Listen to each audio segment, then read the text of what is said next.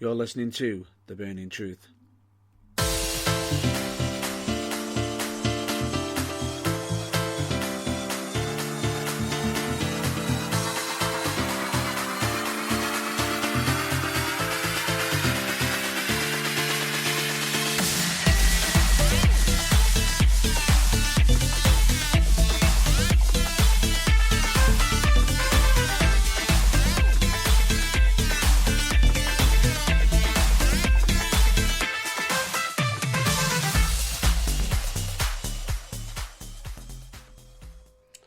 Hello, ladies and gentlemen, dude and dudettes. I'm your host, Matt Burns, and with me I've got John Blow, as always.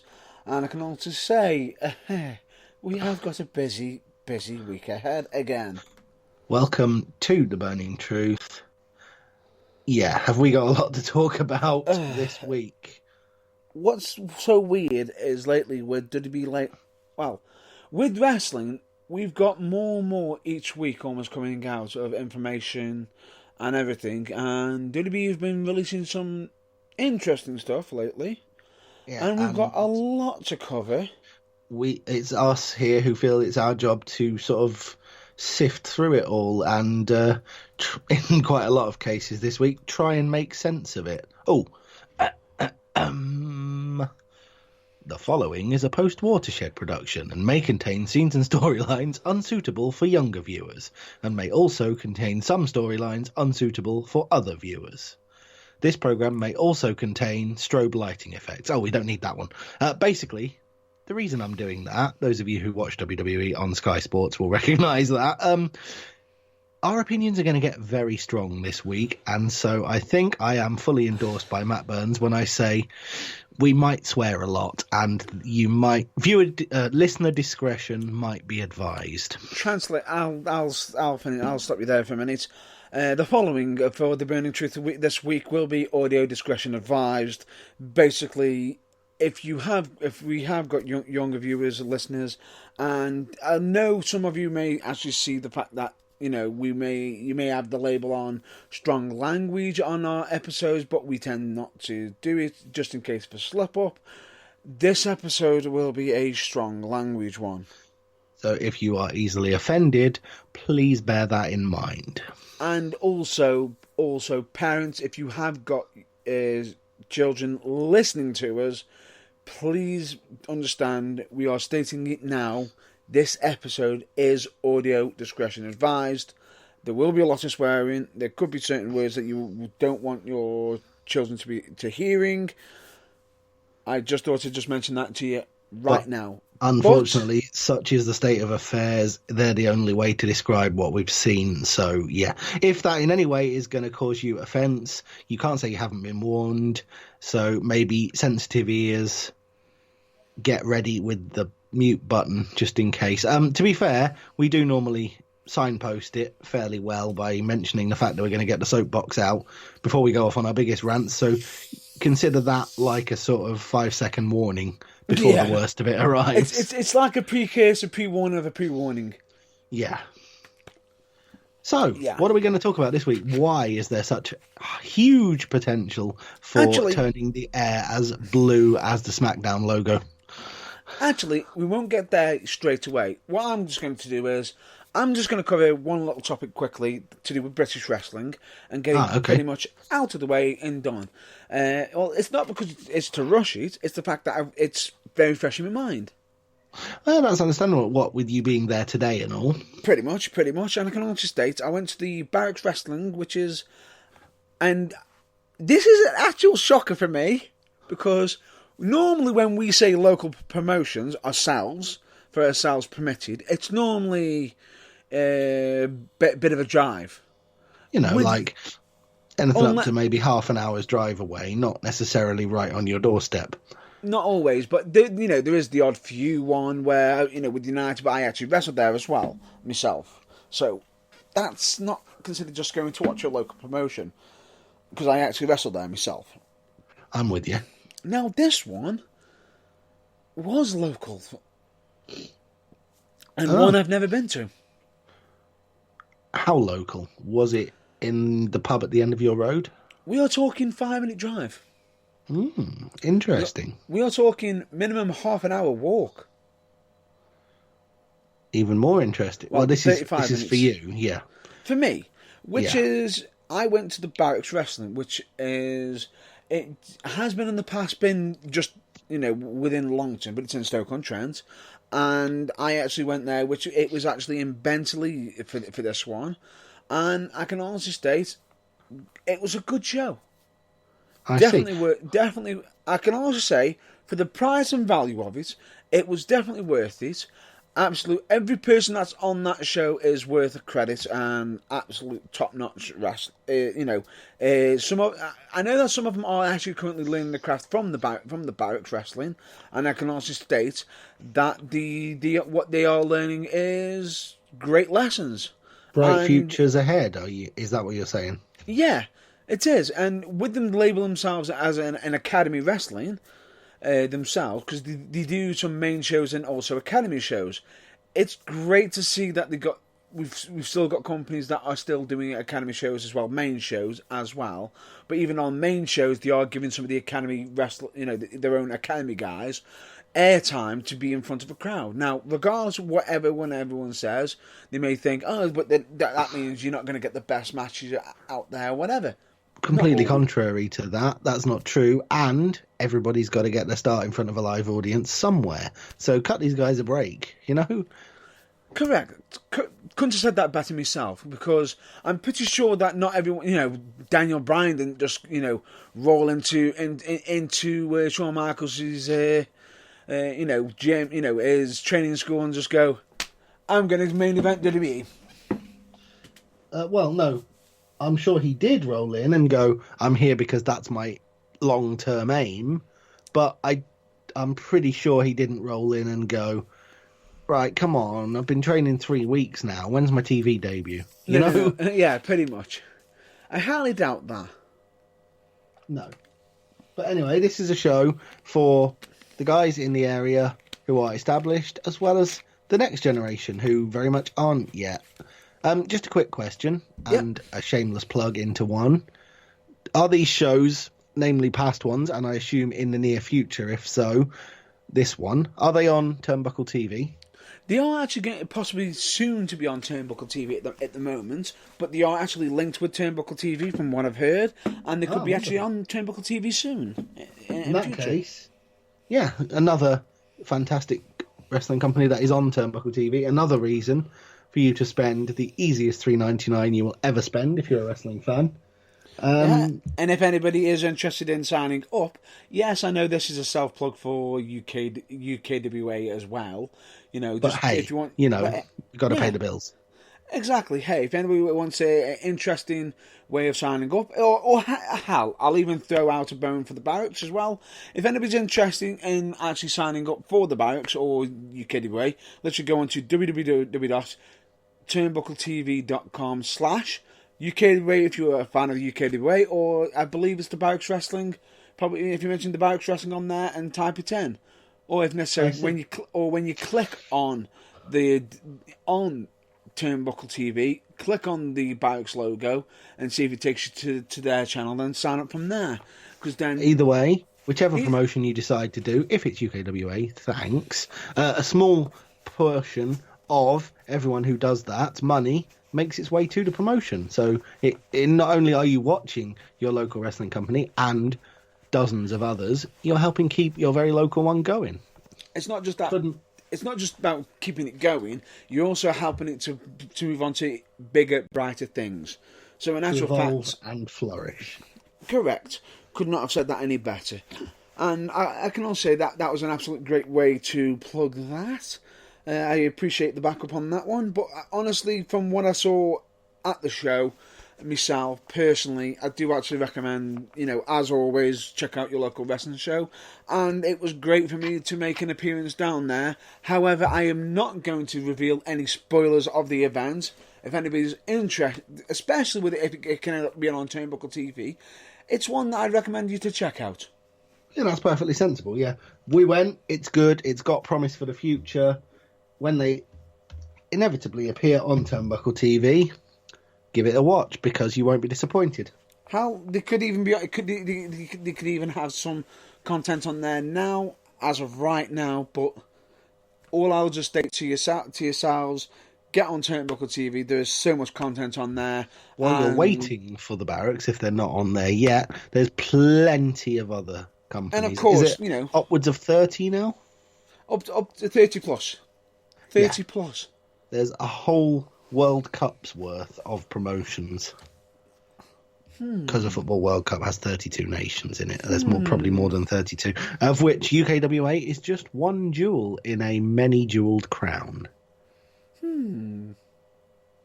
See what I did there? Because we'll be talking about WWE Crown Jewel later. It's not just thrown together this, Exactly. Even though as much as we try to make out it's all scripted. Oh, yeah, I've got the script here. Oh, wait, no. Why does this... Hang on. Burns, why does this script say Andrex on it? What are you reading? No, forgive me. That's not the I've script. actually got a copy of Vince McMahon's plans for next week's Raw. I do apologise. Oh, which we'll discuss that a bit more later, because we've got to go on to other topics more likely to do with predictions and also the event itself. But anyway, before we actually get on, in case you're wondering why we haven't got scripts in front of each other, and the fact that we seem to be, there might be the odd interruption from each other, simply because we're using the power of the internet as usual. And as always, we are not face to face. We're in two different locations. That's right, folks. If you've ever watched Something Else to Wrestle podcast on the WWE Network, we are employing their principle. Namely, we're on, it's live, it's at the same time, but we are many miles apart. Correct. In our own spare room. Broadcasting studios. I see what you did there. But let's not beat around the bush. No. So now that we've covered the Barracks and given it a thorough plugging, what else is there to talk about tonight? Because there's a lot. Yeah, there's plenty we've got to discuss. Yeah. Plenty. But do you want to give us any specifics? I mean, not necessarily, unless you want to dive straight into the first one. I'm thinking of just diving in.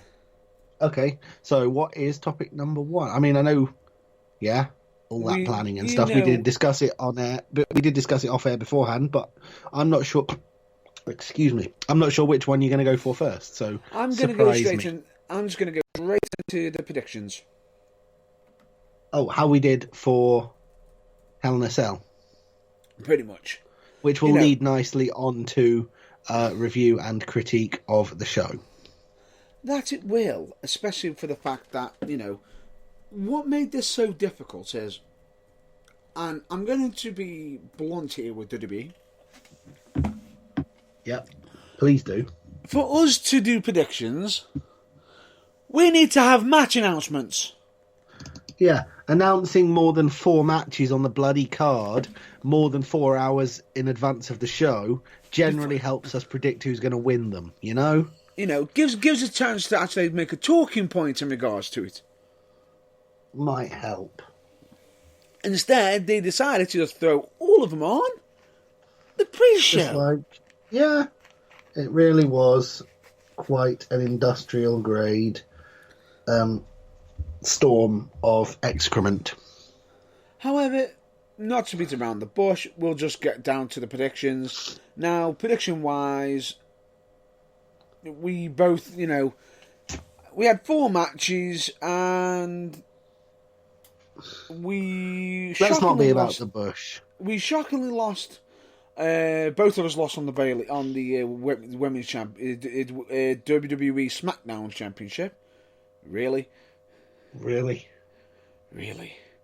Then we both had WWE say that we were right about Eric Rowan. Oh no, say that we were wrong about Eric Rowan and Luke Harper.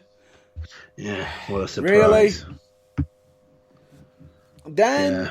Then the one match that won it for me, because you got it right, WWE Raw Women's Championship, which was Becky Lynch.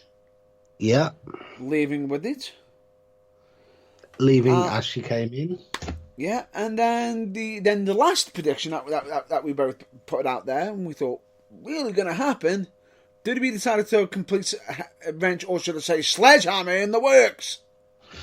They threw a wrench, a sledgehammer, a 1967 Ford Mustang, the TARDIS, and half of Sheffield into the works. Oh, and Fancy Red Light. And really eerie, made it really impossible to see what the hell are they doing. The cell is already red. Leave it alone, red light. Yeah. In case you're wondering what we're talking about, we're going to discuss it on WWE Hell in the Cell. We are. Well, basically, we are going to move swiftly on to the discussion of the show itself, which will feature many a soapbox moment and many, many incursions of very blue language. But first, congratulations, Mr. Burns, on your victory in the predictions. Is it odd that I'm going to actually just say this, that I'm not proud of this victory? Not at all, not at all. I feel dirty. I don't blame you at all. I do, and I lost, so I can only imagine how you feel. I just don't... I don't like it. I just don't like it. I don't blame you at all. And shall we get on to beginning to climb the mountain of precisely why? Yeah, pretty much. Let's just get on to it, shall we? Yeah. And okay. let's just cover the fact that we've got some interesting stuff to mention, which will have rants within them, as we've already mentioned. But, right, pre-show. Having to announce, because as we said at the start, 4 matches that were announced.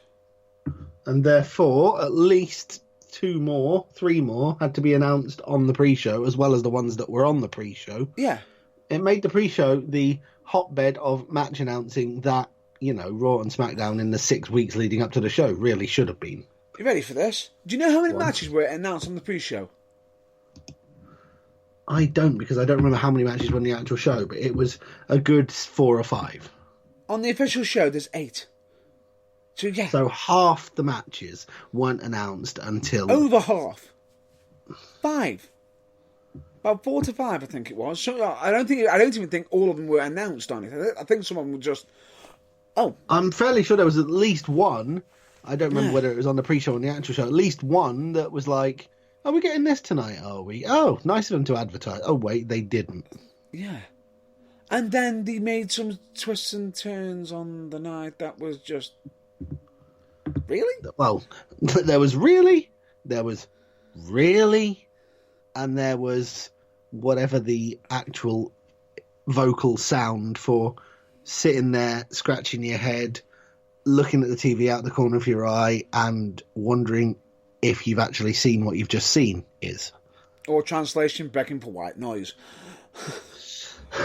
Yeah, pretty much. Yeah, right. Well, let's just get down to business, straight onto the pre-show. The fact, and ladies and gentlemen, yes, we don't always discuss normal full shows and results, but with the pay-per-views, we do actually discuss these. But we are going to be covering some of them very, very quickly because we're going to give them as much attention that WWE did when announcing these matches. Oh, so approximately 3.5 seconds each, then. Pretty much, if necessary. The amount of time it takes to describe who was in them and who won is about as much thought as they got. I'm with you. Yeah.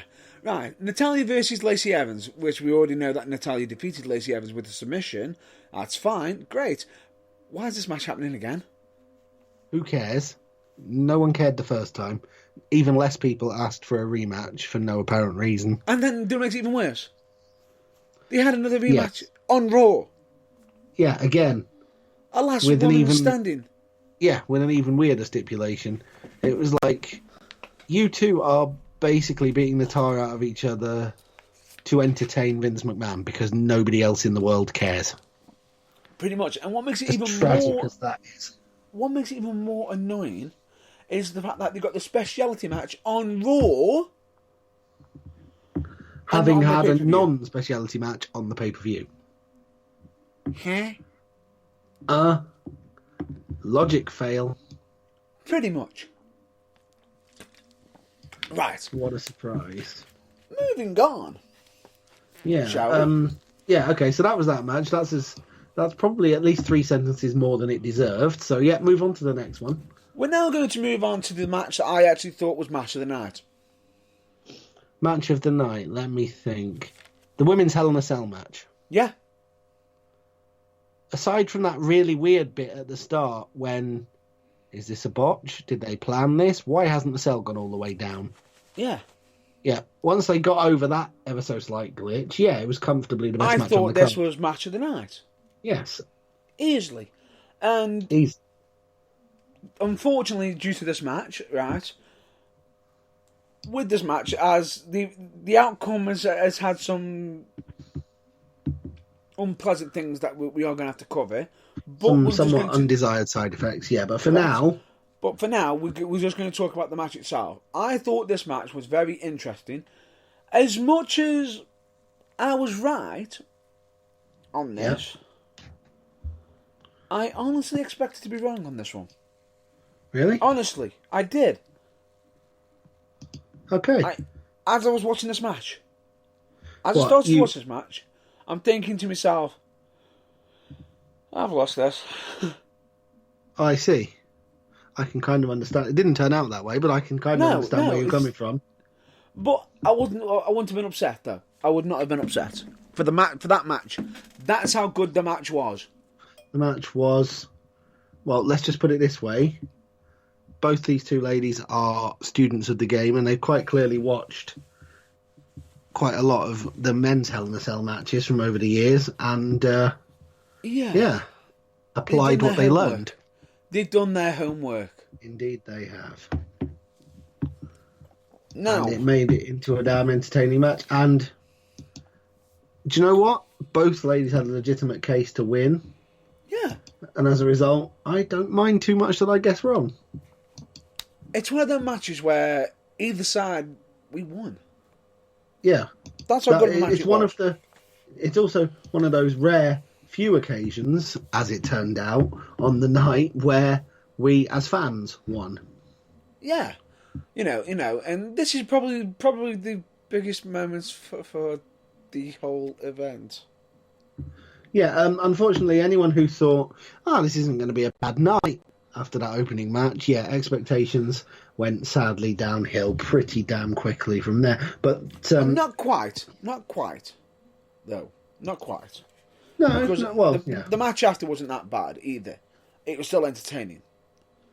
Yeah, it was sort of after the technically the third or technically the second main match. It sort of went down.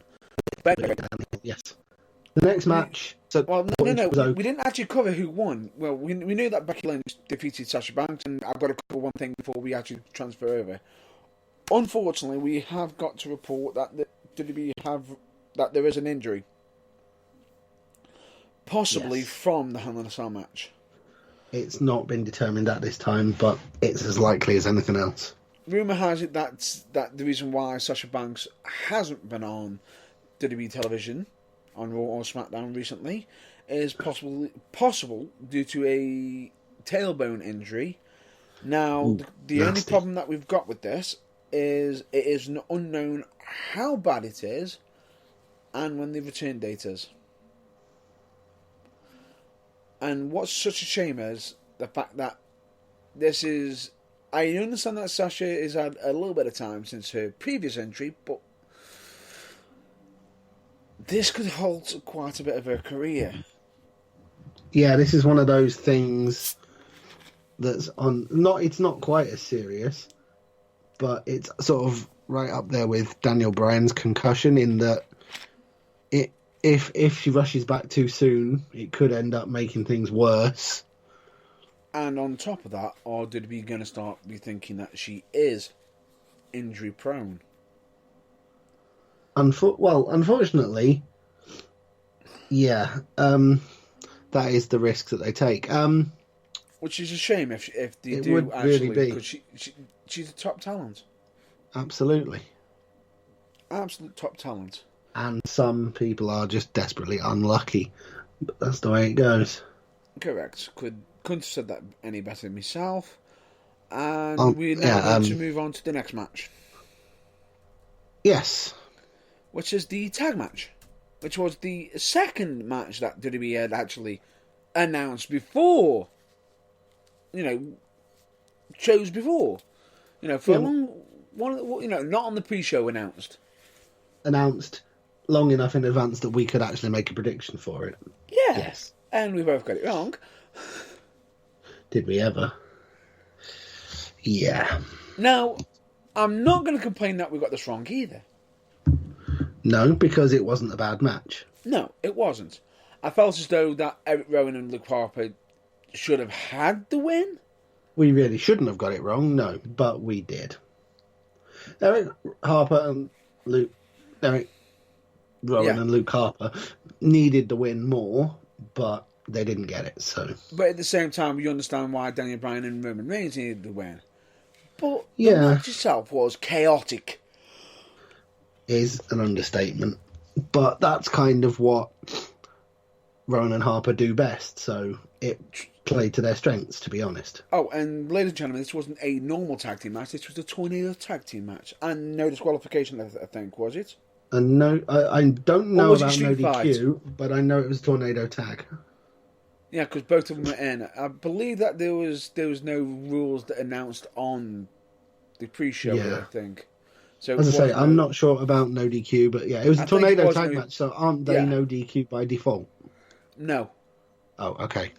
Not necessarily, no. I think I'd know that, wouldn't you? But apparently not. I did think. However, at one point during the match, though, and I don't know if this is legitimate or not, but the spear through the announce table. Yeah, that was a bit nasty. Okay, no, I take that back. It wasn't a bit nasty. That was a legitimate somebody's dead moment. And luckily, for all concerned, nobody was. But yeah, that was not a nice landing. It wasn't just the fact that it wasn't a nice landing for the person taking the damn move. It was also not nice looking for Roman, who looked like he busted his knee. Yeah, the way he landed and the way he went for his knee afterwards implied something isn't quite right there. Correct. But I'm not sure if it was intended or not. I think WWE's intention if it is genuine, then damn. For a match like that, it's a shame. But if he is acting and it's all part of the show, then what a way to raise the stakes in the match. And top-notch work. Good sir. Good sir. Good, often maligned Sir Reigns. Correct. Who, as we've already stated on this broadcast, Reigns is a great worker. It's just when he's not forced down our throats. He's infinitely better when we can legitimately cheer him because, we're not being told we have to. Roman Reigns is actually a good worker. And as much as he was forced down our throats, I do actually like Roman Reigns. I do. He looks to bee's knees.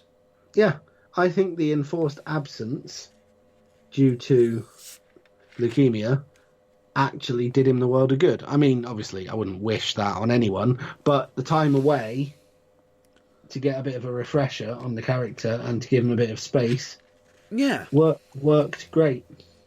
Correct. Could not have said that any better myself. But anyway, ladies and gentlemen, we know Daniel Bryan and Roman Reigns defeated Eric Rowan and Luke Harper, but what a way to do it. Oh, yeah.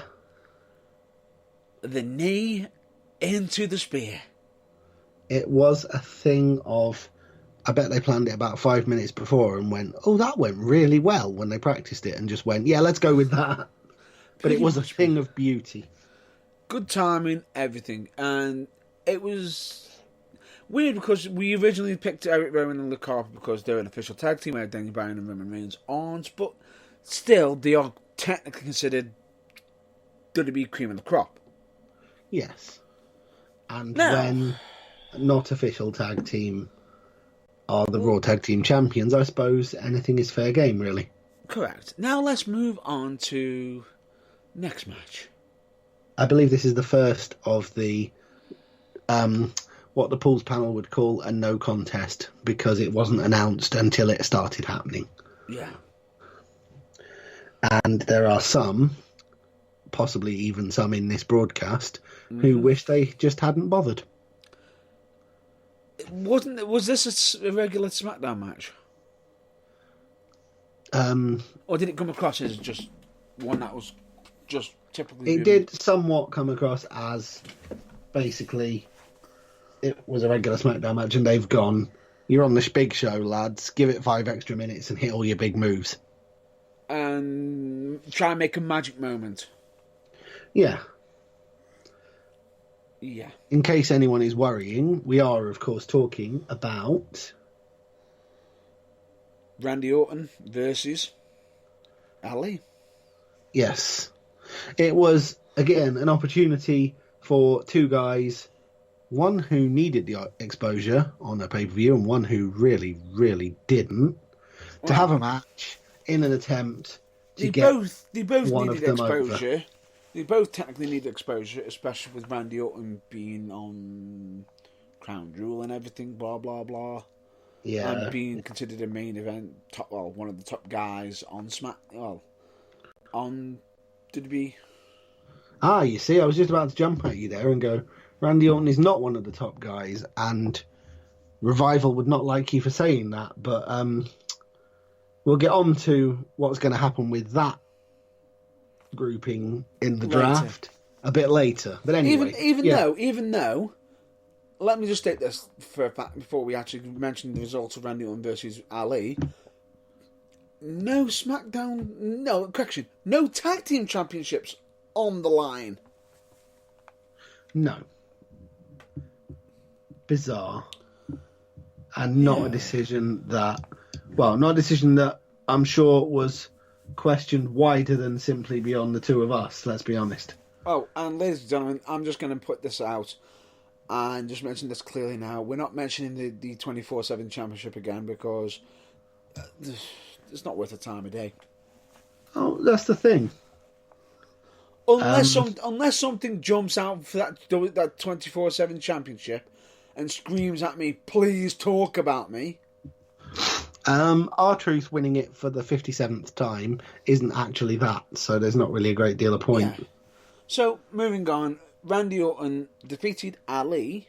Now, I can see a case for both guys winning. Very possibly the wrong guy did win, in my opinion, but as we all know, I'm just a schmuck that buys the WWE Network, and my opinion counts for less than the $50 bill Vince McMahon probably wipes his bum with.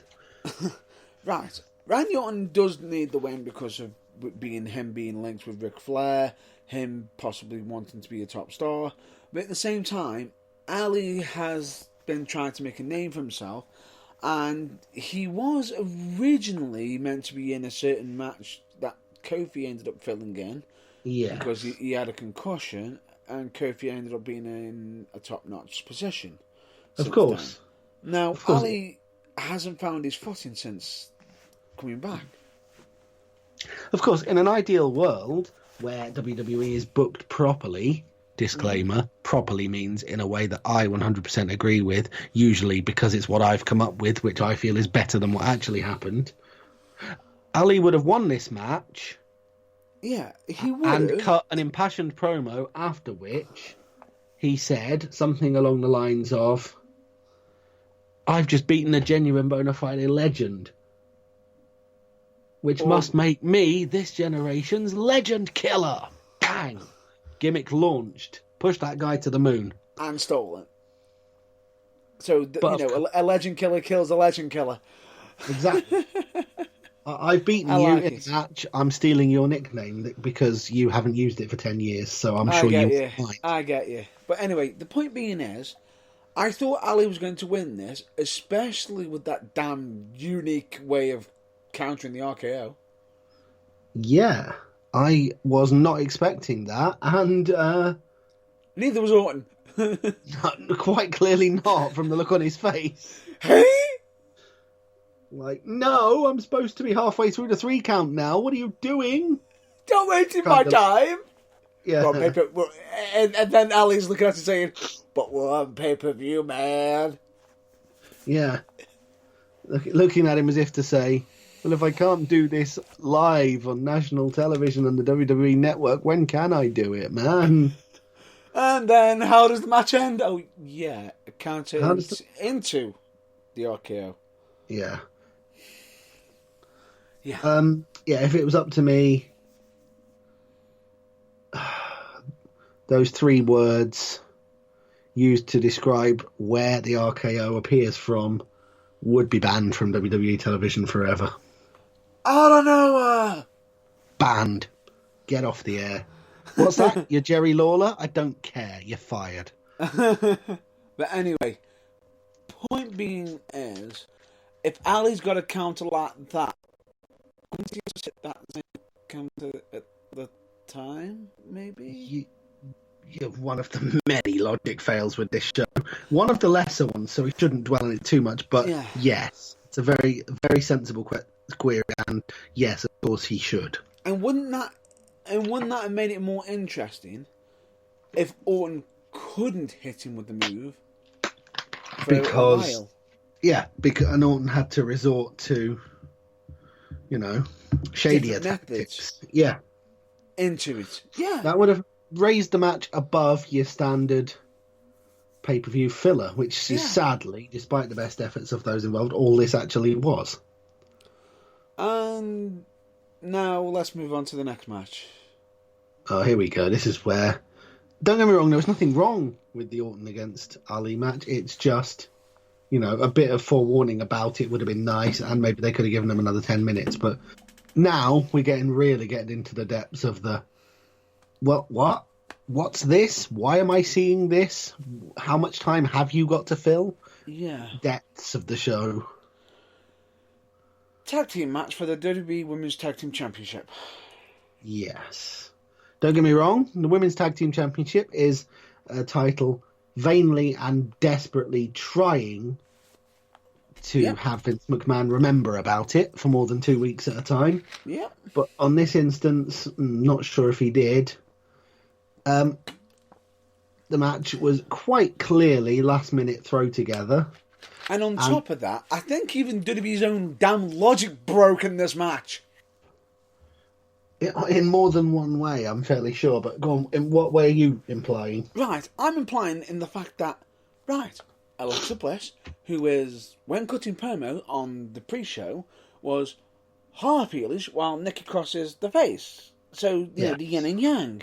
I mean, with them having a match against the Kabuki Warriors, which is Asuka and Kairi Sane. Now, everybody's been watching WWE, has been knowing that Asuka and Kairi Sane are faces, heroes. Yes.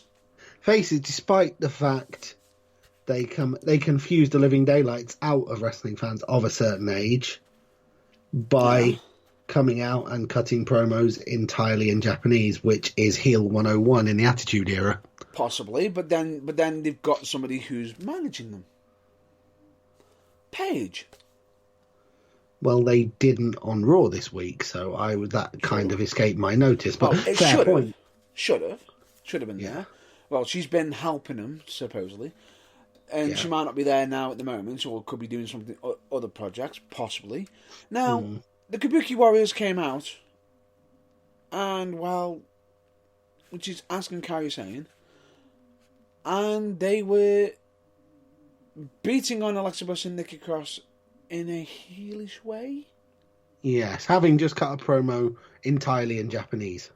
Oh, hang on, no, was that on Raw? I'm getting my wires crossed. Not 100%. It's like no. I think the Japanese promo was on Raw before they had another match. Yeah. But anyway, the point is, lots of antics that you in your traditional black and white and clear cut good old days would be considered heelish, but they're not heels. No, but for me, it's weird because Alexa Bliss is the one that's meant to be like a bit of the heelish with Nikki Cross. So technically, Alexa Bliss and Nikki Cross could have been considered a tweener team in a way. Yes. And the Kabuki Warriors could have been themselves. Now, do you know what I thought was so interesting about it? The fact that they just decided to up and just go, Kabuki Warriors are heels now. We're now just going to go to our WWE own logic and just go, anybody who's foreign is a heel. Well, yeah, that's Really? what I was. Yeah, that's what I was alluding to with the non-English promos. Unfortunately, it's lazy stereotyping by WWE, which unfortunately, again, the audience are far too keen to lap up. But yeah, that sort of speak English, you bad kind of ape way of looking at things. It doesn't ever work in anyone's favour. It doesn't. It doesn't. It's horrible. I'm sorry to have to throw this word around because it's very strong, but it's racist. It doesn't do anyone any favours. It's very, very... It's very disrespectful to different cultures.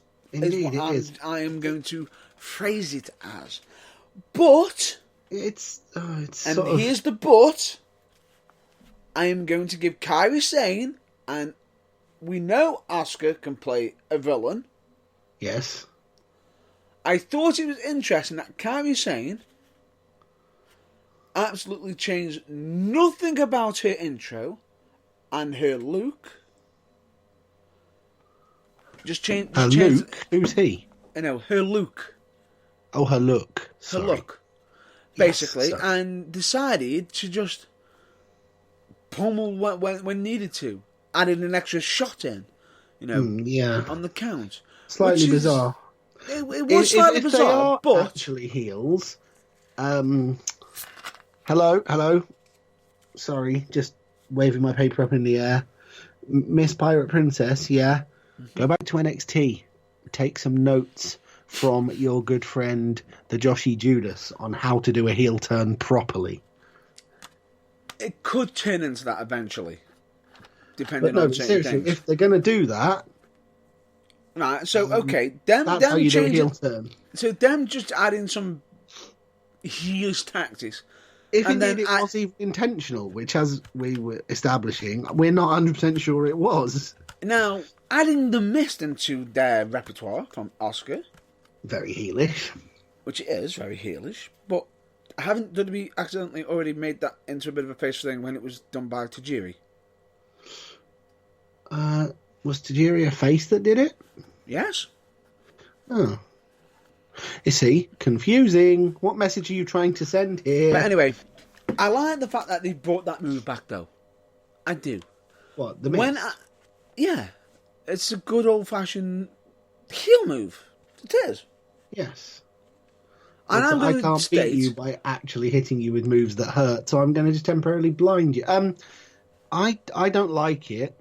I've got to be honest, for the simple reason... I know exactly why you don't like it. I've yet to correlate how losing your eyesight makes your shoulders stay on the mat longer.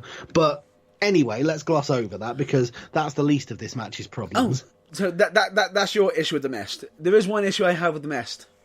What? How the hell does the referee not see the mist? When the person who's just been pinned has got an entirely green arm? Yeah, I know what you're saying. Or face.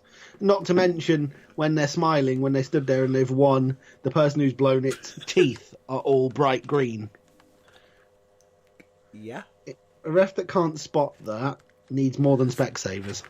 Yeah, but anyway, this is WWE, this is wrestling, this is where the laws of superior logic goes out the window. Hashtag wrestling logic, yes. Yeah. We're just gonna sweep that under wrestling logic. Yeah, essentially, don't question why it happens. It just does. Move on. It's just part of the rules. Yeah. Green is blinding. Red is burning. Black is what the hell? Black is paralysis, isn't it? I think, yeah. Yeah. Yeah. But anyway, yeah. It's just one of those. Look. Don't question it, it's just how it is, okay? And the conventions of wrestling. It sounds like I'm having technical difficulties, but anyway, we will continue on. But anyway, the point being is, I thought it was unique. If anybody was and the WWE page and saw the image of the mess thing and them winning, they would have actually assumed that Alexa Bliss and Nikki Cross were the villains and Kabuki Warriors are very good guys. She pulled out a an old movie, showing homage to Tajiri. If you just quickly glance at the results, if you didn't watch it at the time. Indeed. Not the case at all, but Not that's what the bold results on the page would imply, which is, well, mighty No. confusing, but part of the course with WWE these days. If you didn't do any reading, and this is what certain viewers who have probably got work up in the mornings, early hours, and everything. But the funny thing about it is, it was just mind blowing for me. Yeah. And it was mind blowing because at the time it was like, right, okay, that's fine, I accept it, we'll move on. Yeah. But there is a positive side to this. Good Lord, there is? Well, hurry up and tell us what it is. Just in case anyone at the back hasn't spotted it yet. Nice to see Alexa Bliss being nice. And showing an actual face size. Yes, She definitely. seems to have found her face side. Especially with Agreed. Nikki Cross. Um, Especially with how she reacted on Raw. Which we'll get to that a bit later. especially bearing in mind The whole she hasn't actually been a face since her very initial run in NXT, No. where she covered herself in glitter and her finishing move was called the Sparkle Splash. But I think WWE want you to forget that ever happened. It's not like we're going to get it down memory lane when we had someone coming out to Irish music and dancing. Ooh, no. Or someone coming out to the very specific kind of music which requires them to yodel to it because they're Swiss. Yeah. Anyway, we've gone down a cul-de-sac of needless racism, which WWE does its best to eradicate, but falls into occasionally. Anyway, that's not the point. The point is, Alexa Bliss showing non-heel tendencies just a bit is a small green shoot of growth of positive to take from. It was an alright match, but it was a bit rushed and... Yeah, it felt rushed and everything. But the thing I thought was so interesting about it is the fact that, and this is from me in regards to Alexa, the fact that she's showing that she's matured from this match, actually. And the way things ended up happening, what happened on Raw, well, not on Raw, on technically in regards to the draft, anyway. Yep. Was still interesting enough in the fact of certain stuff which we'll be covering later on when we mention the draft, which will be most likely one of the topics that we cover after Hell in a Cell. But anyway, coming up in the third hour. Sorry. Yeah, but anyway, we digress. We must push on, and we are going to have to continue. We need to go on to the next match, which was a bit. The show's ever slow, but ever continuing descent away from the greatness of the first match. Nothing's been terrible so far, but a couple of the matches have been a bit rushed, and you're thinking, I wonder if this next one's going to bring the level back up to that first match level. The match was okay. The ending was rushed. Yes. And they had to fit something in due to what happened on SmackDown the previous week. Really? Yeah. Oh, just so that everyone knows, we are talking about which match? The OC, which is Luke Gallows and Carl Anderson. Yeah. And AJ Styles. Indeed. The United States champion. The phenomenal AJ Styles. Yes. Versus the Viking Raiders. Yep. And Braun Strowman. We will not be mentioning anything to do with experiences either. No. That never happened. Or war, yeah, that's correct. But anyway, Ivar and Eric against, originally, even though you've already mentioned the name, a mystery tag team partner, Braun Strowman. Ivar Hansen and Eric Rowe, yes. Yeah. Braun Strowman comes out with the Viking Raiders. Now, did you link Braun Strowman to Viking Raiders because he's got a beard? Oh, no. I think that's probably more logic than WWE used, to be honest. Yeah, that was it. I think the reason why they brought Braun Strowman out is because they wanted to put him on the pay-per-view because of the whole thing that happened on SmackDown with Tyson Fury, which we'll get on to Yeah, they basically wanted to give everyone an excuse to remember that the big bearded monster who they Braun job Strowman. out left, right, and centre actually still exists. I can see that you're not beating around the bush tonight. I'm far too tired for politeness when it comes to WWE's current creative direction, especially when it comes to the guy who should be the one receiving the level of preferential treatment they're currently pissing up the wall on Brock Lesnar.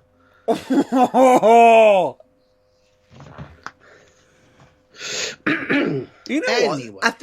As much as we've had an audio discretion advised at the beginning of this episode, I think that was our first. I think that was the first one, wasn't it? That's And that one. was a fairly mild one compared to what may come. But yeah, advance warning, if that was a bit strong, you're going to need to tune out in about 20 minutes. A bit later, yeah, definitely, possibly.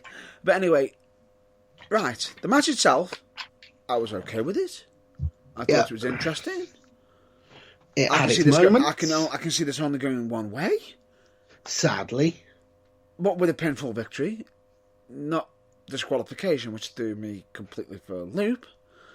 The OC Yeah, I wasn't decided 100% to sure about that, but the OC decided to gang up on Braun Strowman because he was too big to beat, even though the OC, Luke Gallows and Carl Anderson couldn't beat the Viking Raiders for their life. no. And decided, right, instead, we're going to throw the match out, we're going to lose the match, doesn't matter, and just beat on them. Did they forget that the Viking Raiders are there? I think at that point, no, because that's a bit like saying, yeah, do you know what? No, I don't need this rifle to fight that bear over there. I'm just going to go in armed with nothing more than this empty Dr. Pepper bottle. That should do the trick. Yeah. And it's like, really? And then I've already got involved, and all that brawl comes out. And it looks like the brawl's still going on. AJ's about to hit a phenomenal forearm. When all of a sudden, I think as a joke a couple of weeks ago, due to his incredibly wasted potential, Yeah. I might have nicknamed him the Brawn Show. And it became remarkably prescient when, out of nowhere, he decided to use a knockout punch. Yeah. All checks made payable to the Burning Truth for that bit of booking genius, please, Mr. McMahon. Thank you very much. Even though you didn't even want it to go down that road. But No, I really didn't, but unfortunately, we gave them the idea. It's probably our fault. yeah. No, it's not our fault. I'm blaming you for this one. Suit yourself. I'm just blaming you for this one because what the hell? Yeah. AJ, you deserve better than this. The obsessive compulsives, you deserve better than this. Yes. Now, The AJ orange Styles. cocktails. What have the overweight chimpanzees? AJ Styles selling was on point. He AJ proper Styles made just never isn't when it comes to that. made Braun Strowman look strong, punch drunk, and everything. Now, AJ took one on for the team. for Absolutely. WWE, to basically make Braun Strowman look like a hard man to punch. He's got a hard punch. The reasons for which became devastatingly sort of, can you see us in the cheap seat? Obvious. Yeah. Over the next week on WWE television. Oh no. It was made even more obvious the fact that he actually got into a possible almost brawl with Tyson Fury on SmackDown the week before. Yeah. Not making it clearly evident what's going to be coming up, but Oh, no, not at all. we'll not get at all. to that later. Can the nosebleed seats see the plot? Does Braun need a neon sign? No, you're good at I'm that, going yeah? to be possibly fighting Tyson Fury! So I'm going to break out my inner Braun show and start punching people. Have you got that at the back? Wait, there's someone in the concession stand. Give it 5 minutes, I'll do it again. Fuck's sake, did you have there's waiting with the sign, but damn it. It's absolutely ridiculous. And I'm sorry, ladies and gentlemen, we didn't give you advance warning. The first F-bomb of the evening wasn't uttered by me. Shock horror. But yeah, what are they playing at with this whole thing? I just don't get it. I mean, I understand the reasoning, I think, but I don't understand the booking of how they're doing it, or why they're doing it in the particular way they've done it, or why the OC had to be sacrificed, or AJ beat Sacrifice, who was the United States champion. Might I add? Yeah. Not to mention the fact that it's almost like anybody who's got that United States Championship belt is immediately going to you hold this title and get pummeled. Essentially, yeah. Or not seeing much. One or the other. From, I think it was Raw this week as well. Yeah. They let someone who is a non-wrestler, who's come in as a celebrity from outside the wrestling sphere, who's going to get some money from WWE for doing something in wrestling, even though he's not a wrestler. We'll cover that later. Highlight the obvious flaw in the situation. Yeah. It was almost as bad as Bobby Heenan's, well, what side is he on? When I sat there with my mouth bouncing off my toes as Tyson Fury calmly asked Braun Strowman how many world championships he'd won. Oh! Fuck me, how much are they going to bury that guy? Is Strowman's real surname Rusev? No, but I think he's going to be getting worse than Rusev, because at least Rusev has won a championship belt, 8 singles championship belts. Yes. Sorry, Strowman, sorry! Seriously, that was... Which is more concerning, the fact that, yes, Strowman has won a championship, but he won it with a child, and with Seth. Well, he's technically won a singles championship. Huh? Did you not see the ghastly, disgusting, very similarly coloured, in fact, to the 24/7 title, championship belt with palm trees on it they gave him for winning the Greatest Royal Rumble? It didn't happen. That belt's not real. That was just for one night only. That was... No. No, that was the... They didn't give him a trophy for winning the Greatest Royal Rumble. They gave him the Greatest Royal Rumble Championship. Well, that's not a World Championship. That was just the Greatest Rumble Championship. But nor's the 24/7. I think it must be something to do with green leather making it immediately illegitimate. No hint in there. But anyway, we digress. We'll continue, Yeah. We'll continue on. Workers doing the best they can with the shit they've been given. Correct. Is pretty much how you sum that match up. And then we got onto a match that we thought we were done with. We really, really thought we weren't going to have to endure it again. But guess what, folks? Wrong. We're not done. We're not done. Chad Gable versus King Corbin. Thank you. I cannot thank you enough for using his official name. And not That's the name. after. That's after. Yeah, well, we're not going to mention that, but thank you for not mentioning it, because that would make my teeth itch with rage. Oh, no. We've got to mention it, but as much as your teeth are going to be itching, soapbox Warning, incredibly large soapbox imminent in a few minutes. With massive rants. Right. Oh, hell yeah, not just from you either, jeez. Right. King Corbin versus Chad Gable. Thank you for actually giving Chad Gable the victory in this match against King Corbin. He's been needing this because of the fact that King Corbin won the King of the Ring Championship. Gable needed this win. He needed this win. He did. As much as Vince McMahon's logic was probably, nah, he beat Jack Gallagher twice on 205 Live. He's got to push. What do you want? Nah. Nobody saw that. And he needed a win over somebody who's actually on Raw or SmackDown. Yep. And so this win was much needed and very sensible and, frankly, didn't do Baron Corbin any harm because the guy's a poisoned turd already. What's another loss going to do to him? It's not that he's a poisoned turd. I'm fine with King Corbin now. I'm fine with it. He knows how to generate heat. He's a good heel. He did what he needed to do to put somebody over at the right time. Fine. What I am livid with WWE is what they did in the damn post match interview. Yeah. Oh, what? You mean in the space of 5 post-match interview seconds, undid all the good work of the entire match for no other reason than to massage Boring's ego? No. Not just to match the fact that it's of his boring ego. It undid. No, sorry, I call him boring because it sounds a bit like Corbin. It undid all the hard work that Chad Gable has been putting on himself to try and be serious. Now, I've actually saw and that was in the post-match. Never mind the insistence on, the name. Don't even mention SmackDown. Don't even mention what happened, because I'm going to have to be covering that in a minute. Yeah, we're going to cover that in a minute. But like I said, any legitimacy that might have come from this, it went out the window with that. Right. It started from the thingy, but we'll get to that comment of what was said. Yes. Later. All I'm just going to say is I am not happy with the post interview that they did for it. I thought it did some disservice to Chad Gable. Notice the name I've just said.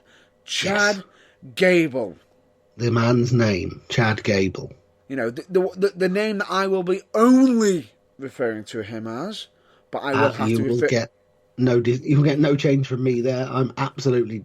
If I could not acknowledge that existed, then I absolutely would. We're going to have to refer to it once, just so people know what we're talking about. But after that, I think we need a swear jar for every time you mention it. Yes, we definitely damn well will. For every time it does, get mentioned at one point. Yes. Because, really? Fucking really? There's just no need for that. Right. Other than that, the match is fine. I'm absolutely happy. Post-interview, nope. Anyway, let's just move on because we'll discuss that. We'll discuss what happened fracture. post-match and what led to it, what led on from it later. Let's just keep to the pay-per-view for now. So now we've gone 4 or 5 matches down from the opening match. They've all been absolutely fine, but they've all moved incrementally ever so slightly further away from the brilliance of the first match, due, generally speaking, to just being really obviously last minute and thrown together. Yeah. Then we've got to discuss, Charlotte Flair versus Bayley, which is doing to be SmackDown. Now, take a deep breath. Soapbox warning. No soapbox warning yet. I'm actually going to praise this decision for a reason. I'm going to find a possible praise for this. This I would love to hear. The fact is, I actually liked how WWE handled. It's not in the fact of. It's the aftermath that I actually appreciated how they handled it. However, what I am annoyed at is the fact that Charlotte Flair managed to win against Bayley and becoming a WWE Women's SmackDown champion again. Becoming an overall, if you include SmackDown, Raw, Divas, and NXT, 10-time champion. Yep. Congratulations! 10 more and you're R-Truth.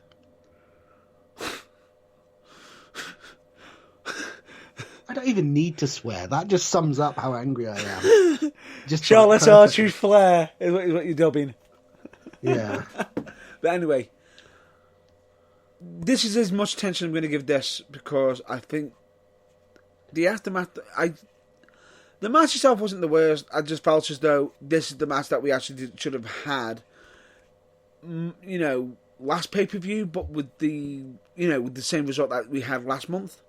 Yeah, basically, Charlotte didn't need a 10th title reign because they should have saved it for somewhere down the line when she could have had a meaningful run. I don't know if I'm spoiling too much with that, but she didn't need it, so Bayley should have won. But for all that, I'm happy that Charlotte Flair won it. Really? Yeah. Even though she didn't need it? Even though she didn't need it, I think what happened on SmackDown actually did dividends. Well, you might possibly be right, but that was kind of like, oh, we've messed up here, we need to right the wrong sort of thing. But at least they did it. At least they righted it. But they did it in such a way it was clever. Yeah. But we'll discuss that in regards into that shortly. But anyway, we're just going to give that is all the attention we're going to give for WWE SmackDown Women's Championship, because we're going to have to go on to the main event. Oh yeah, but we have mentioned that Charlotte won for a record-breaking 10th reign. Yeah. And then we get to the main event. Massive soapbox warning. The language in this section will probably be as blue as the lighting in the arena was needlessly fucking red.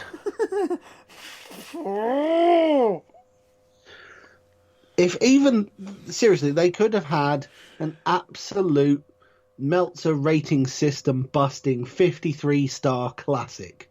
In that lighting, who would have fucking seen it? Honestly, God, what were they thinking? Right, I understand. In the middle of some really, really deep fog in the middle of a ploughed field.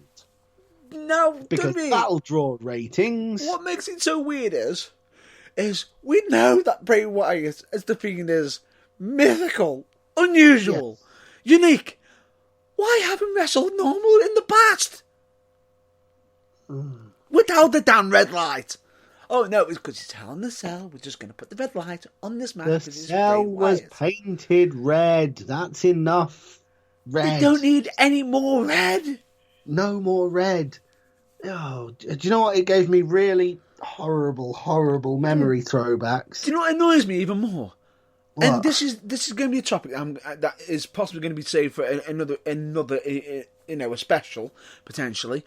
WWE need to damn well drop the whole match being the main event name. Oh, absolutely. Go back to pay-per-view names like Armageddon, Judgment King of the Day, Ring, No Mercy, King of the Ring. And actually bring the actual topic where you can say the main event of this pay-per-view will be an Elimination Chamber match. Or the main event of this match will be a Hell in a Cell match. Yes. Welcome to 2019 No Mercy. You know? Yeah, what's wrong with that? I hate the names of the shows being the stipulation. It's such a massive backward step, and I completely agree with you. It's lazy and pointless. But we'll get onto that for another time. But seriously, the lighting gave me horrible flashbacks to... Do you remember that time in a parallel universe when Bray Wyatt was WWE champion? Oh, briefly.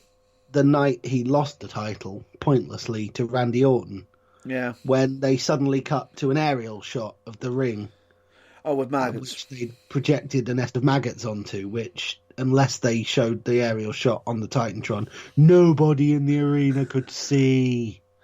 Yep. Yeah, it kind of reminded me of that for sheer pointless, we can do this, so we're going to, because fuck logic kind of reasons. No. This is how bad this match ended. Right?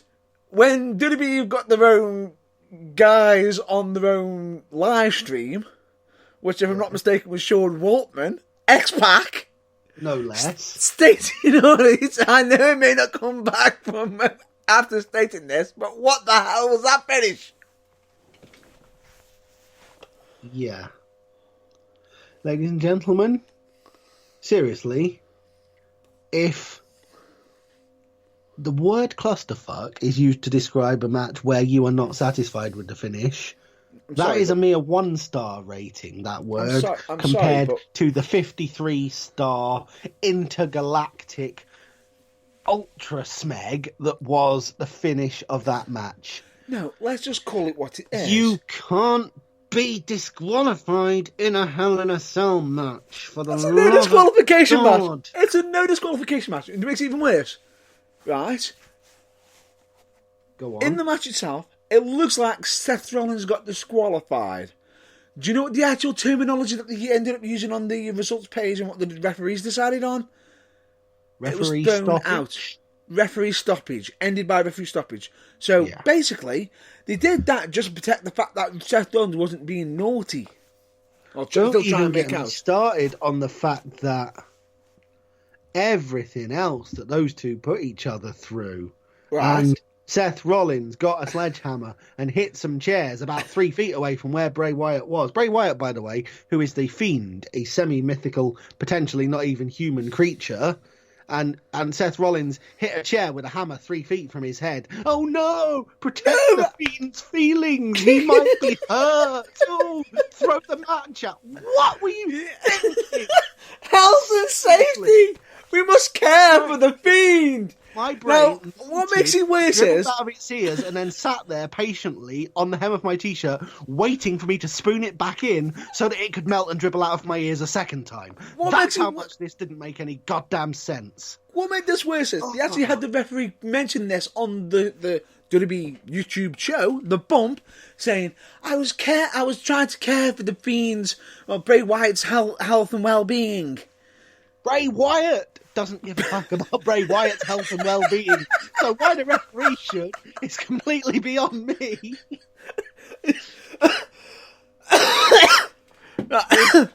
Oh dear. Wait.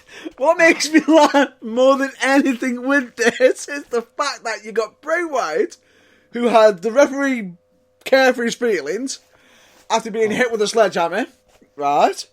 Yeah. He still managed to get up. 3 feet away from his head. Yeah, he still managed to get up. A nasty ringing in his ears. He managed to get up, put the mandible claw on Seth Rollins and make him bleed. Oh, yeah. What? Sorry. I missed the point where the match has been thrown out. Someone's fingers... Or did he use a sock? Was it a Foley-style sock, or was it just his fingers? Just his fingers. I missed the point where fingers pressed on the nerves of the tongue make someone bleed. If it is, it can do if it's done with enough force. It could make bleed from the pressure. Well, if you've got like fingers. maybe no, blade that's not to your fingers and you cut someone's tongue. The nails could have done it, but anyway, that's not the point I'm trying to make. I'm not trying to focus. That was a causal logic, I'm not but trying it wasn't to focus. even the main one here. That's how bad this was. I'm not trying to focus on that bit yet. Wait till I get to the main point is, right? Which is that happened. That's how that ended. Fine, right? The thing I find so stupid about it is that it's technically what WWE have just done is basically the referee screwed up, is what we're saying, because they're saying the referee had felt sorry for Bray Wyatt's well-being. Now the referee screwed up. Oh right, no! is what they're trying to say. What he was told to do by WWE management. It's all his fault. Right, it's WWE management's fault for the fact that they're the ones who booked themselves into a corner. Now, supposedly there was an original finish, which has actually been revealed. But I haven't even looked at it myself. I'm not even going to look at it myself because I know if it is the fact that Bray Wyatt won, I'll be absolutely livid. They didn't go down that road. Absolutely, you and me both. Right. I don't want to look at it either because I'm angry enough with what did happen. The fact that there was a potential that was far less of the biggest travesty in wrestling history that they didn't go with. Yeah, I don't want to know. No. My blood is boiling enough as it is. What makes me so angry with the fact that this referee stoppage occurred on The Fiend on this night. Now, if we had that referee, supposedly, this is by WWE logic, would he have stopped the previous Hell in a Cell matches? Oh my god. Foley would only have gone off the cage once, because the match would have been immediately stopped. Wait. In the Armageddon Hell in a Cell, didn't Rikishi get chokeslammed off the top of the cage into some hay? Into a pickup truck full of, was it hay or was it sand? It was something soft to keep it landing. Anyway, yeah. That would have stopped that match straight away. That would have stopped that match there and then, and everyone would have been, basically Kurt Angle gets to still keep his championship. Yeah. Even though he did still end up keeping it. Right, so that would have been thrown out. Then basically, we've got Shawn Michaels in the first one falling off the side of the Hell in a Cell to a announce table. Yeah. That would have been thrown out. Throw that match out. That's a non-finish. Mick Foley getting thrown off the Hell in a Cell not once. Yeah. Oh no, the second time would never have happened. As soon as he landed the first time, ring the bell. Boom, done. It's gone. Just end it. Yeah. No, not restart the match. Part of me ever so slightly that would like to suggest that maybe Mick Foley would have agreed with that sentiment looking back, but yeah, probably. But we're not done moving yet. on anyway, because that's not the point here. No. I've still got to continue because we've got also No Way Out. Triple H putting him through the damn ring. Oh yeah, absolutely. Throw that out. That's out. And Triple H pedigreeing Chris Jericho on top of the Hell in a Cell. Stop the match. Emotional feelings, man. You just can't hurt them. Right. He'll never be the same again. He'll never finished. Be the same finished. Again. Sorry. Haven't finished. Close. The whole Hell in a Cell match of Roman Reigns versus Bray Wyatt before it was The Fiend. Oh, yeah, that one. That's gone. That's gone. Becky Lynch versus Sasha Banks. That happened early in the night. Yeah, stop that halfway through. Not to mention, every Elimination Chamber match ever, the first time anyone went through the plexiglass. Yeah, it should have just been the stopped. Entirety of the Extreme Elimination Chamber match from December to December. Wait, hang on. They're trying to airbrush that from history anyway. That never happened. That never happened. But anyway, what about Shane McMahon? Pretty much any one of his matches for the last 10 years. No. Shane McMahon against Undertaker, against Kevin Owens, leaping off the damn Hell in a Cell. Yeah, exactly. Shouldn't the match have been ended? Oh, wait. It didn't actually end. It could have ended from that. He's injured, supposedly, from falling from that great height, which, God almighty, would have been acceptable under that terminology. But no, didn't end it then. They had to drag him back into the ring for him to be pinned. Or tombstoned and pinned. Yes. Now, in Seth versus The Fiend Bray Wyatt, did they go on top of the cell? Nope. Did they leave the cell? They never left the cell. They never so much as left the cell. Never mind tried to climb it. Never mind actually climb it. Everything took place within the confines of the cell. Wait. Back onto it, and here's a good damn well point. Go on. Jeff Hardy versus Randy Orton. When someone got legitimately injured. Yeah. Don't even get me started on how much they'd have thrown out. And Orton was told he had to pin Jeff Hardy to end the match, even though his face planted the table. Yeah, rather stupid that. And of course, this being Orton, he just went, no, okay. No. And you can see, this wasn't one of where Orton said it okay. You can see Orton was a bit dubious about it. Yes. But, and there's not many times you'll see that. But on this occasion, on this occasion, because, it's part of their plans, let's just throw it out now. Oh, don't even get me started on how... I don't even know if I want to mention this because it's a spoiler for SmackDown. I'll just do it. But if we're going to go on that ref's logic, Kevin Owens would have had the match stopped as soon as he hit that move on the ladder to the outside, and we'd never have got to the point when Shane would have been fired because that was the previous week. His feelings. No. That was the previous week. Oh well, there you go. Yeah, I think that was the same referee. That's what makes it worse. It just gets worse. Yeah. Oh, it gets worse. Shane's feelings. He signed my paycheck. Stop the match. God damn it. Stop the match. He cares. Please think of the children. He cares more about Bray Wyatt the Fiend than he did Shane McMahon. That just makes it what I thought couldn't get any worse 100 times worse. No.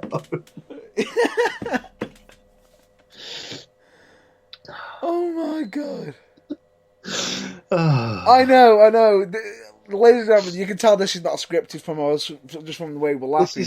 This is just, essentially, if you think this is bad, just try in your minds and picture the way both of us, individually, a couple of 100 miles apart as we are, reacted live when we saw this for the first time on our screens. I looked at it was just...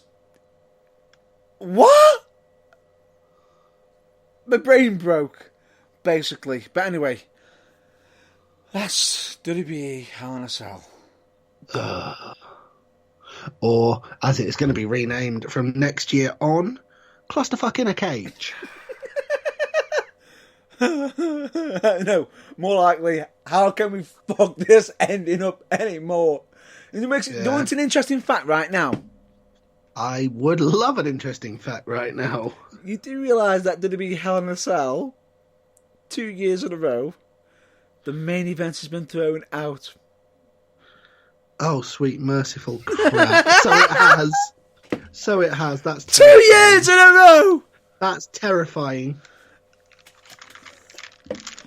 WWE, are you going to keep this tradition going next year? If you do, please tell us.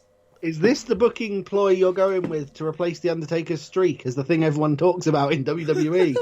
Hell in a Cell matches that get referee stoppages. Oh, Jesus. Yeah, the first time, Brock Lesnar basically called a stoppage by killing Seth Rollins and Braun Strowman. Yes. Oh my God, I just realised. It's Seth Rollins. He was in it both times. Oh my God. That's it. Ban Seth Rollins from Hell in a Cell matches. Main events. He's clearly a bad influence. What the hell? But anyway.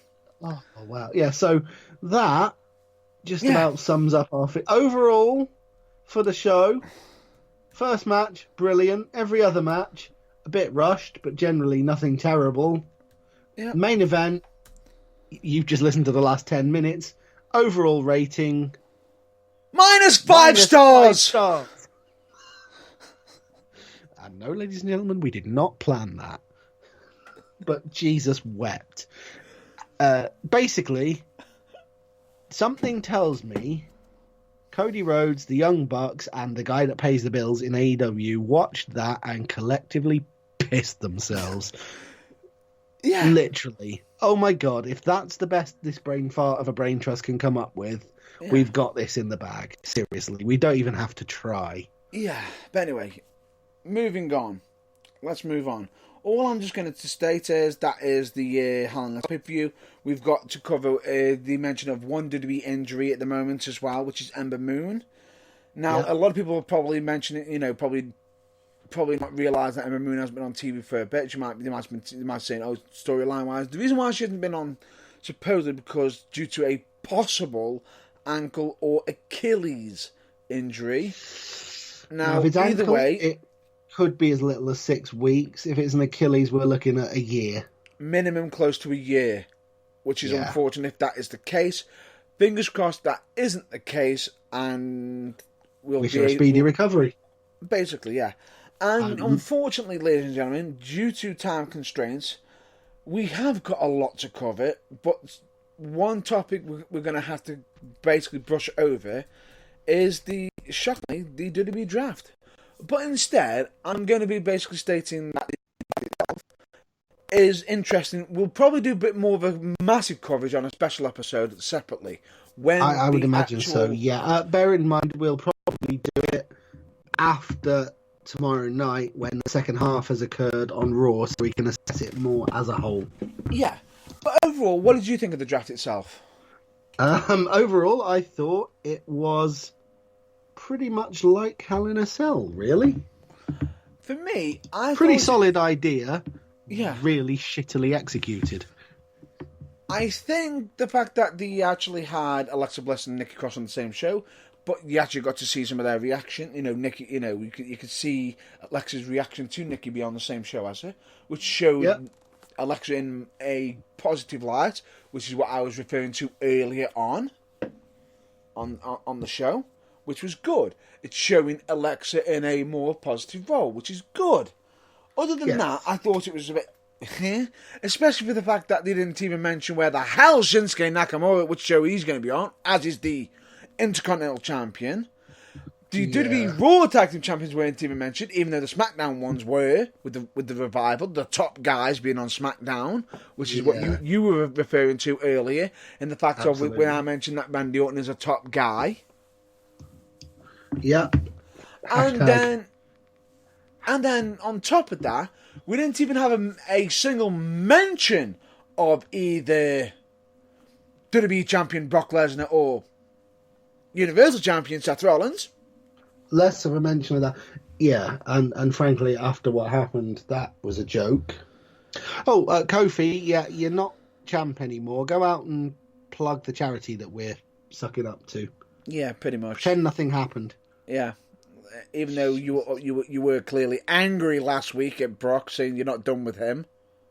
Yeah. Well, I dread to think, bearing in mind, at the Beast from the East show, Kofi lasted, about 7 minutes? Longer than he did after, being... On SmackDown, he lasted 7 seconds. Is the ref going to throw the match out before he's even come down to the ring next time? If he is, they should have it at the next Hell in a Cell pay-per-view. Just a thought. Oh, no. Kofi's had his feelings hurt. Yeah, end the match. But I'm still in the dressing room. Doesn't matter. End the match. You've hurt your feelings. We can't go on. Anyway, and that's not anything against Kofi. Yeah. Shut up. Feelings hurt. Match is over. End of discussion. And that's not us saying that Kofi is had his feelings actually hurt. We personally think that Kofi should still be WWE champion ourselves. Absolutely. I just felt as though he should have had a longer push. I think the way they handled the whole Brock thing could have been better. I think what they could have done with Cain Velasquez, they could have actually had Cain Velasquez cost Brock the match against Kofi. Which then led to Kane versus Brock for basically pride. Who's the best guy who's won the UFC Heavyweight Championship merely for pride, and leave Kofi B as WWE Champion. Would have been absolutely fine. But this is WWE, so of course nobody gets what they actually want. We just get what Vince McMahon thinks we want. Correct. And anyway, the WWE draft itself, me personally, I think it was okay. It was fine. But I felt as though they didn't really cover much. I think they're probably saving it more for Raw. But anyway, we digress. And like you say, we'll cover it in more depth, possibly next week, possibly in a special. We don't know, but we'll wait until after we've seen Monday Night Raw, so we know about the entirety of the draft. Because so far we've only seen half of it. Yeah, correct. And we don't want to be doing anything. We can only give half an assessment, really. Yeah. Me personally, I think okay. Personally, it was okay. I think C+ could be a lot better, but at least it wasn't the Hell in a Cell match. Anyway, sometimes, you sometimes have those moments where someone who isn't a wrestling fan says, "Justify why you watch this to me." I'm the kind of person whose luck would have been, "Oh, watch this. This is great, this Hell in a Cell match. Yeah, this is this character who's..." And ladies and gentlemen, we haven't even covered the fact that of the aftermath of that match. The fact that the fans were chanting refund and AEW. Yeah. Well, that's what I'm saying. have. That's what I'm saying. If you'd used that show as an excuse to be like, no, watch wrestling, it's fun. Here's an excuse, watch the show, it'll be fine. Cody's I wouldn't be surprised if not only did the friend that you showed think you were insane and continue to not be a wrestling fan, but they'd probably actually question why they were friends with you for making you put them through that. Pretty much, possibly. Or they would have just said, well, what's the logic in that? And you would have just gone, I actually don't know myself. Yeah, Jake. Come back to me in 2057, because by then, about November, I may have worked it out. Maybe. Anyway, no promises. We digress. But anyway, interesting point to point out. So I'm just going to cover some viewership ratings. Well, number of people who watched. Do you know who's been winning in the ratings recently between Raw and SmackDown for the past 2 weeks? For the sake of this feature, I'm going to say no, Matt Burns. I do not. Please tell me. Which is basically SmackDown's been actually winning. Which is probably a shock for everybody. The Fox, since they've moved over, is actually proving them getting them more ratings. But it's not great news, the fact of one piece of information I'm going to be mentioning about the ratings. However, I'm just going to cover the previous week's and this week's viewership. Now, previous week's Raw and SmackDown, Raw's was 2.571 million viewers, whereas SmackDown's was 3.888 million. Comprehensive victory for SmackDown there. Season premiere, notwithstanding. From both sides. for both of them. For both, yeah, SmackDown absolutely killed it. Definitely. Now the following week, this week, both shows took a bit of a hit. Yeah. Right? Not much of a hit for Raw. You'll see why I've just said that shortly. Raw had 2.334 million this week. Hang on, is that 500,000 off? That's quite a hit. It's not 500,000. It's about I'd say possibly a quarter. Oh, okay. Well, I would argue that's a massive hit when they've only got 2.5 million people watching it. But I know where you're coming from.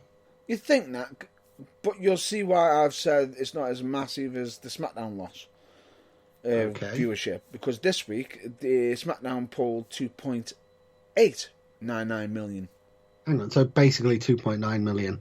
So what you're saying is 900,000 less people watch SmackDown 1 week after the season premiere.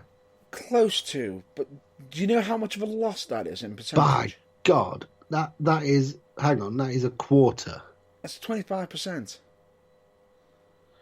That That's is not good. That is both unsustainable and frightening. That's not good. However, it's still one of the top rated shows on the network against its other shows for that. I saw a stat. I think it said more than twice the rating of any other show. That was I don't know if it was just on that network that night, or if it was on American television full stop that night in the first week. It won't have sustained that into the second week, but it's still beating the other shows. Yeah. Still, but it's still not great because our brain are going to be thinking what's going to be happening next week. Right, that's covered that bit. Yeah. Incoming rant. Warning, warning, strong language imminent. We said we were going to mention this now. Unfortunately, I feel that we have to because time is getting away from us and we need to get it covered. Yes, we do. Right, we're back on Chad Gable. Itching, teeth itching with rage. Right. In case you don't know what we were referring to, is the fact that on the post match, we had the interviewer accidentally call Gable Shorty. Yes. Right. Okay. Then she apologised. Great. She's apologised. Leave it there. Leave it there. Leave it there. Leave it. Bury it like the half a ton of earth. Bury it. Never mention it again. Treat it like Booker T and the Candles. Run. Chad then turned around and just goes, "No, it's fine. I want you to call it me." Basically said, "Call me that. I don't care." I won. I should just point out this was after King Corbin, who can now apparently make proclamations which are immediately the law of the land. Yeah. Made the ring announcer refer to him as such because, due to circumstances entirely out of his control, Chad Gable just happens to be 6 inches shorter than Baron Corbin. Right. Which, okay, right. But I looked at it. Wait. All I'm just going to say is, right, okay, he's going with it. That's fine. But he's still Chad Gable. He's still keeping his name. Yes, that's still his name. We're thinking, we just thought he'd just be happy with the nickname. It doesn't bother him, which is a positive way of looking at it. I'm sorry, I've just been reminded of something which I'll have to enlighten you of in a minute. Right. Wait. Which is fine. And then when he gets to SmackDown, they change his match name to Shorty Gable. He even had that on his Titantron, for God's sake. Fucking really? Really? Right. Oh, yeah. No, seriously. I don't care. I thought he was going to go the full Jeremy Clarkson on it then. When Jeremy Clarkson famously once did a magazine interview for one of the... Do you remember Lads Mags? Things like FHM that used to do arty, highbrow photo shoots of naked girls and interview people and stuff. Right. They had an interview with Jeremy Clarkson in one of them, during which the interviewer said, "Can I call you Jezza?" And Jeremy Clarkson, being Jeremy Clarkson, turned around straight as an arrow without batting an eyelid and said, "You can call me Cunt Crease if you like. I don't really care." Which immediately made me think.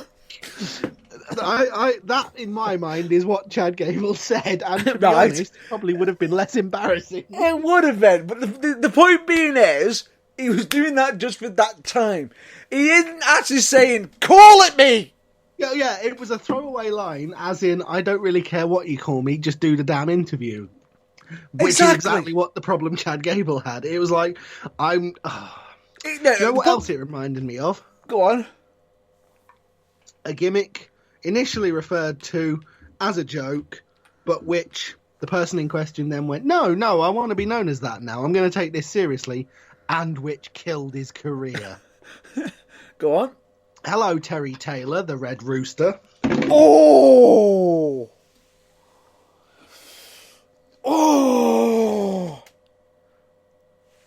Yeah, that's how bad it was. Yeah, it was. This was basically looking as if, though, Vince McMahon was having a laugh at Chad Gable's height and is getting away with it. What the fuck? Yeah, that's just... Shorty Gable. Really? Seriously? And it makes it even worse. What match does he have on SmackDown? King Corbin again! Yes, where having beaten him, and you'd have thought drawn a line under it, no, Corbin has to have the last word. So not only does he come out to a Titantron, which says not Chad Gable on it, he loses. Chad. He loses. So after finally changing his... To be honest, I'm going to actually petition Vince McMahon to change his name next week to Karen Boring, because he's a big girl's blouse and I fall asleep every time he comes on TV. You can shorten it to King Boring if you like, but I don't care. Just really... Poor Chad. He's just got his push, and now... So basically, the push has been basically to leading up to being called Shorty. Yeah, essentially, congratulations, show off your undeniable wrestling talent on television. Oh, by the way, we're going to make fun of your height. Yeah. Do you know, I think would have been do you know, I think would have been a better idea. Go on. Get Chad a manager. I can think of a manager. I can think of a manager right now who could do the job and make him look like a legitimate kick-arsing machine. So can I, but I'm almost guaranteed that the one you're thinking of isn't the one I'm thinking of. What, Olympic gold medalist? You know, because he won a gold medal with a broken freaking neck. No, I'm not thinking of him, and not just because of the probably unmistakable, if the guy ever comes back, and probably irremovable tarnish that he put on Mr. Gable's former tag team partner. Go on. Who are you thinking of? Yeah, I'm talking about Kurt Angle, by the way, and the wrecking of Jason Jordan's reputation. No, I'm thinking of the man who may or may not still currently be the manager of Authors of Pain, and is sometimes the general manager of 205 Live, and possibly one of the best talkers in the business. Possibly, yeah. He'd be good. Rockstar Spudderick. Drake Maverick. To give him his WWE name. Still would have been a... Hang on. Oh my God. No. Because, look on the bright side as well, I found the one guy on the whole WWE roster shorter than Chad Gable. I was just about to point that out. Jesus! What's he going to be called? Tiny Maverick? Don't actually do that, WWE! Don't actually do that! Don't give him ideas, Jesus. Hello there. Welcome to SmackDown, and next up we have an interview with our newest hot pairing, Shorty Gable and his manager, Short-Ass Gobshite Maverick. Tiny Maverick. Tiny Gobshite Maverick. Right. Pushing on. if we can, because this is, believe it or not, this rapidly descending into farce is only because of the material we're having to cover. Yeah, we're having to cover this, and my brain's just breaking here. Well, I told you, it melted out of my ears, ran back into my head so it could melt out of my ears a second time, and then ran away screaming for the hills during the main event of Hell in a Cell. So, having to watch this week's Raw and SmackDown as well, I don't know what it's doing now, but it's been a trying week. Right, we've got to cover one match now. Yes. But it's going to be half heh and half yay. Oh, some yay. Even if it is only half, that's a big improvement on the recent last about half an hour of this show. So go on. What is it? We'll get onto it straight away. Bayley versus Charlotte on SmackDown. Oh, yes. Now, if I'm not mistaken, didn't WWE get rid of rematch clauses? No. Hashtag WWE logic. They got rid of them except when they are viable and sensible for the storyline and when they feel like it. Right. Because that's as clear as mud, and that's how WWE likes things. Yeah. So, but anyway, immediate rematch for Bayley. Which was fine. Music hits. Out comes Bayley. Lovely tassel jacket. Immediately eagle-eyed fans will have noticed new haircut. Hmm? New logo on her gear. Hmm? Yeah. And the Waverly, the wacky waving inflatable arm guys. Yeah. And then the look on her face. Yep. Which wasn't smiling. Absolutely a look of, I hold every single one of you in this crowd with a contempt that Paul Heyman would struggle to muster. Yeah. And then she decimated. Took a blade to the wacky waving inflatable arm men. Yeah. Literally hacksawing her own gimmick into oblivion, kicking the stands off the stage. Yeah. And then cutting possibly the most awesome three-word promo in the history of SmackDown. Yeah. And possibly what would have been a perfect way to end this show if this was the last thing we're talking about. But we're not. But it's not. So, yeah, possibly the most awesome three-word promo ever. And we're not turning fully heel in the process by virtue of the simple phrase, "Screw you, bitches." Pretty much. I thought that was interesting. At everyone in the audience.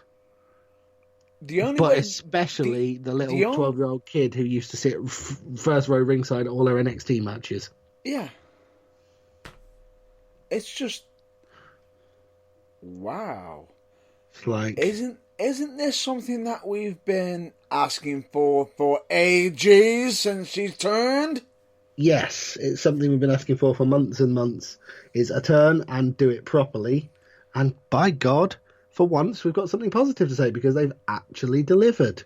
And delivered it after when she lost. And after she had a cry on the stage as well. So after she sat. So this is the reason why I was happy that Charlotte won the belt. Because it gave an opportunity for the new look Bayley to come out and reassert some dominance and basically underline the fact that this is not the Bayley you're used to. I ain't playing anymore. Yeah.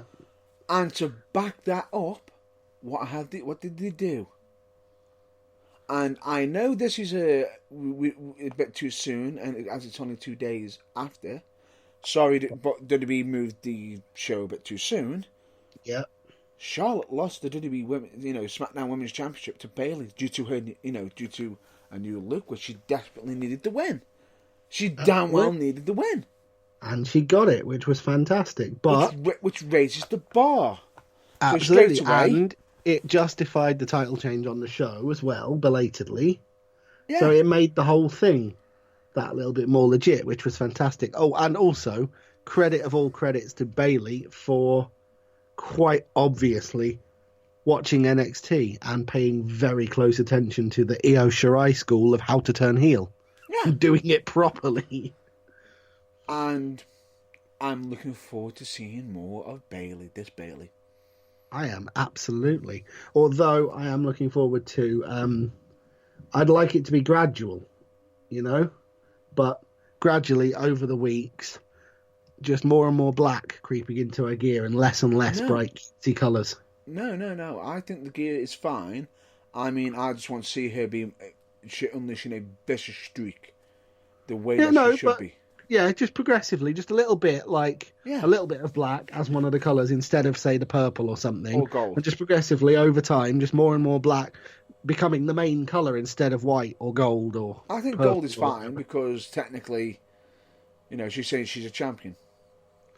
No, I totally understand that, but the point is, It's before not the like 90s, she's and it gonna went out the window, heels wore black, remember? it's not like she's gonna nickname herself Goldie.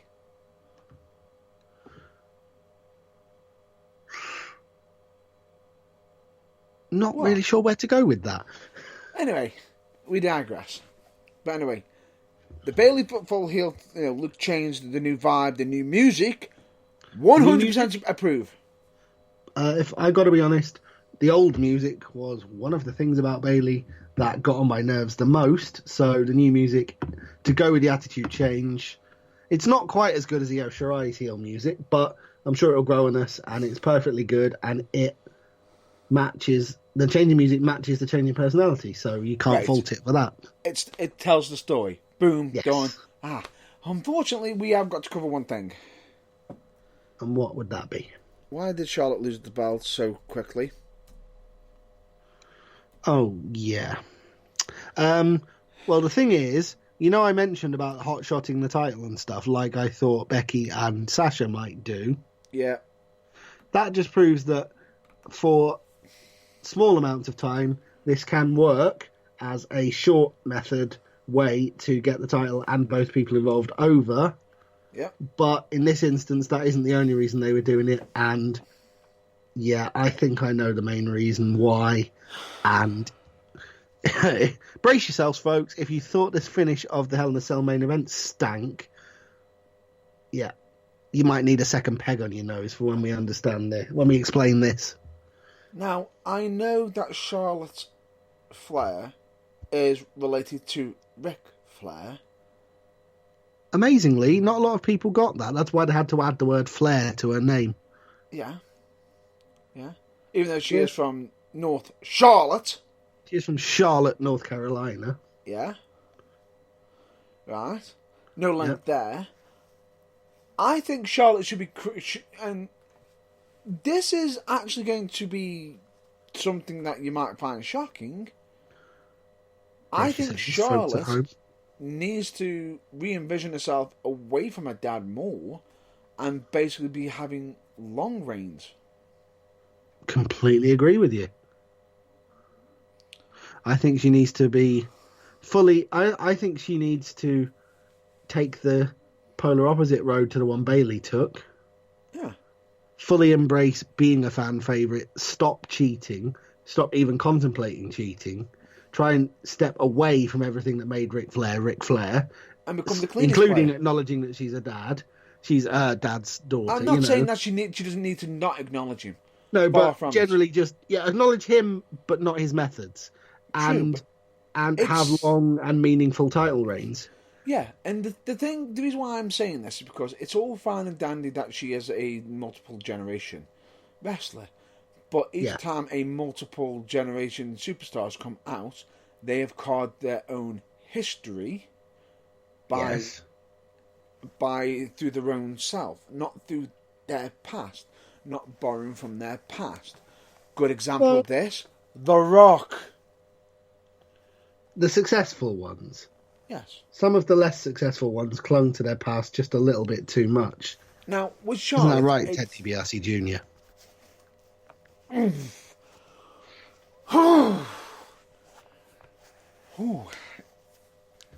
That's too real.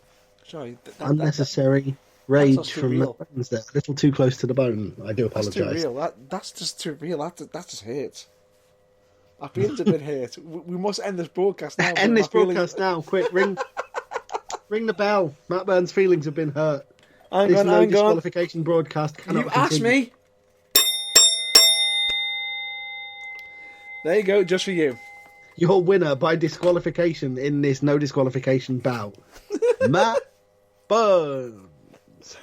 Really? Anyway, we digress anyway. The point being... Refund. AEW. Anyway, back to it.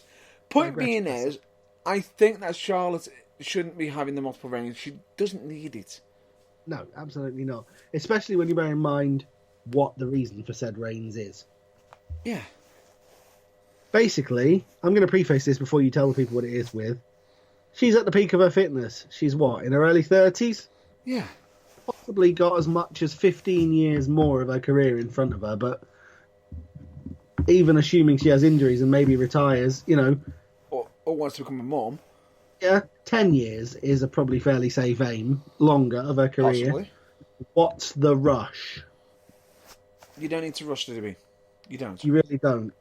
We know exactly what you're doing. Why are you rushing it? Correct. And for those that haven't quite gathered yet, let's just drop the biggest subtle hint of all. I think it took her dad 20 years to get to 16. She doesn't have to do it in 6. Correct. Couldn't have said that any better myself. And this is where I'm actually going to credit Charlotte. She's an absolute amazing athlete. No argument from me there. And the fact is, the fact that she even stepped up the figure 4 into the figure 8 is amazing. Oh yeah, absolutely. She took something where everyone, including, you know, everyone else who's used the figure 4 since Ric Flair has gone, nah, legend uses that'll do.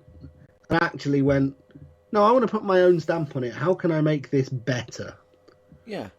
So And, more to the point, succeeded in making it better. Yeah, and she has.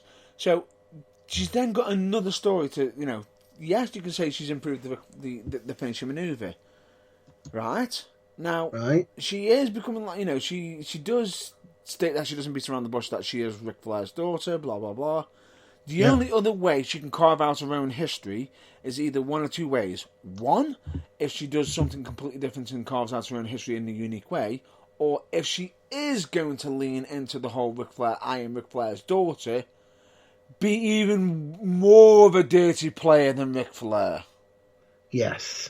Absolutely put him in the shade. Make Crank it a up to choice. 11. And take it, Line and yourself with Bray Wyatt. Go the whole hog. and take into account, this is how dirty Ric Flair is. The fact that he had to try and cost Randy Savage a match by causing infidelity with his wife, and against Macho Man Randy Savage, and then call that bullshit when Savage pinned him with a roll up and grabbing his tights. Yes. Oh, for the simpler times when that was the things that would make people angry about a pay-per-view. That's what I'm saying. I don't think Charlotte could possibly be even more of a dirty player than Ric Flair with cases but like that. To be honest, it would be fun to watch her try, don't you think? Oh yeah, it would be, definitely. But it's one or the other. But she probably won't be able to succeed too well because, hey, the ref will stop the match every time someone gets their feelings hurt. Oh, back onto that one. That's going to be the stock thing. For Hang on. What? Bayley's outlook. She changed her outlook. She had hurt feelings. Stop the match! Stop the push! Make her happy again! I know, it's as bad as it is. What the hell? Oh, it's awful. Absolutely. I know this is bad. Right. This is awful. But anyway, yeah, in case we didn't mention that there, yeah, the reason we think for Charlotte's reigns is, you know, so she can end up matching her dad. And possibly getting more. And, well, yeah, like I say, at this rate, if she's got that much of a career left and she's chewing through them like this, Yeah. she'll be keeping up with R-Truth, like we said earlier. Oh my god. Is it wrong, the fact that R-Truth's got the most title victories? R-Truth has the most single reigns with any title of any WWE Nope. superstar ever. Yep. But they're not classified that title as world title. No. Oh, hang on, wait, no, possibly. Wait. Actually, no, he hasn't actually. I've just quite, realised something. I've just realised that title's slightly more violent predecessor, I believe, was won by the late Crash Holly no fewer than 47 times. So he's got a way to go yet. No, I just realised something. What? I was just about to say it's not a world title, and I just realised it's been defended in more than 3 countries, correct? Correct. Fuck. Which by default makes it a world title, and probably won by R-Truth on at least 2 of those 3. So, yeah. God damn it! It is a world championship. What R-Truth the is a hell? 20-time WWE World 24/7 champion. Jesus! 20 times. Zyle's only been around 6 bastard months. Exactly. But anyway, Worse than early TNA booking, where they were boasting about AJ Styles being a 3-time champion within 6 months of them doing weekly pay-per-views, like it was something to be proud of. or multiple Jeff Jarrett's champion. Yeah. Anyway, we digress. Back onto the topic of wrestling. Oh wait, no. We're actually going to get to a talking point, which is Cain Velasquez. Well, that's not technically wrestling, but, well, it is now. It is now, because, ladies and gentlemen, I've got to mention 2 things right now with Cain Velasquez, and this is for SmackDown. One of them is for before SmackDown, which is Cain Velasquez is actually retired from UFC. And why is he retired? Because... To sign a multi-year deal with WWE. Yes. Now, So, this is a positive thing, and with the backing of the UFC president, Dana White as well. yes. The full backing of the UFC president to go and have a WWE career. And from Which means we've probably got another 5 years of intermittent reasons why WWE are going to shove Velasquez, possibly with Rey Mysterio as a mouthpiece, against Lesnar and Heyman down our throats again and again and again. Are you ready for this? And again and again. That's fine. And again. It's fine. Let me So just we're state getting this. bored of it and we're begging for another Cena versus Orton match to relieve the boredom. Oh! But at least we'll get to see Brock more. Sorry, I thought you said that was a positive. We'll actually see him more. Why, has he signed a permanent deal as well? No. I mean, if it's going to be Kane versus Brock all the time, that means Brock will have to turn up more. With the exception of there being more Paul Heyman promos, where's the positive in that? We get to see Brock more. If he's the WWE champion, right, that means we get to see more. He's going to actually have to show up every week. Yeah, good luck with that. That's what I mean. Doubtful. But anyway. I think there's more chance of... I think there's a better chance of Cain Velasquez winning the WWE Championship from him. Oh, actually, I completely agree. Oh, hang on. Wait, no. What have I said about giving WWE ideas? That could actually happen. All checks made payable to the Burning Truth, please, Vince. Yeah, that could happen. That could actually happen. Because, ladies and gentlemen, that match has actually been announced. It has.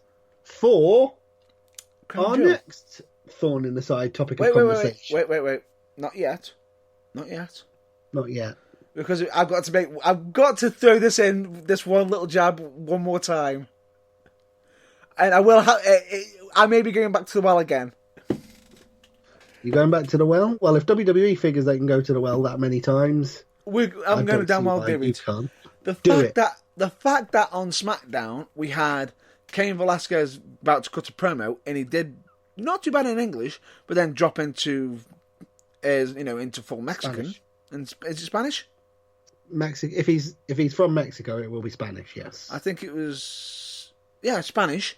I think so, and and you had Mysterio translate for him.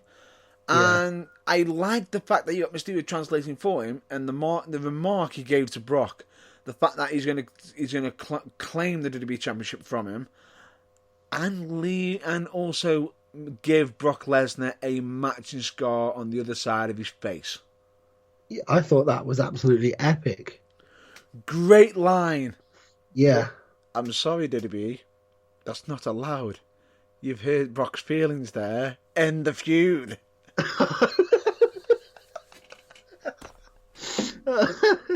Don't be ridiculous. Brock Lesnar doesn't have feelings. I know. Yeah, but the point being is, did you like that? The obvious flaw there being, does the Fiend really? Exactly. My point.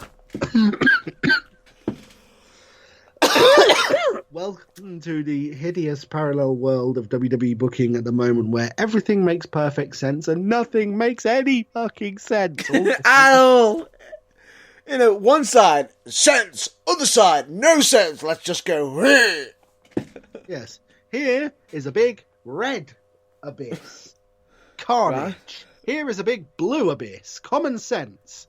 Here's a 2mm wide strip of black down the middle. Let's go on that. But who cares if we veer one way or the other, like a drunken idiot going home from the pub on a Saturday night after 14 pints and a chicken vindaloo. Makes for more exciting television. Mind the dog turd and the vomit on your way home.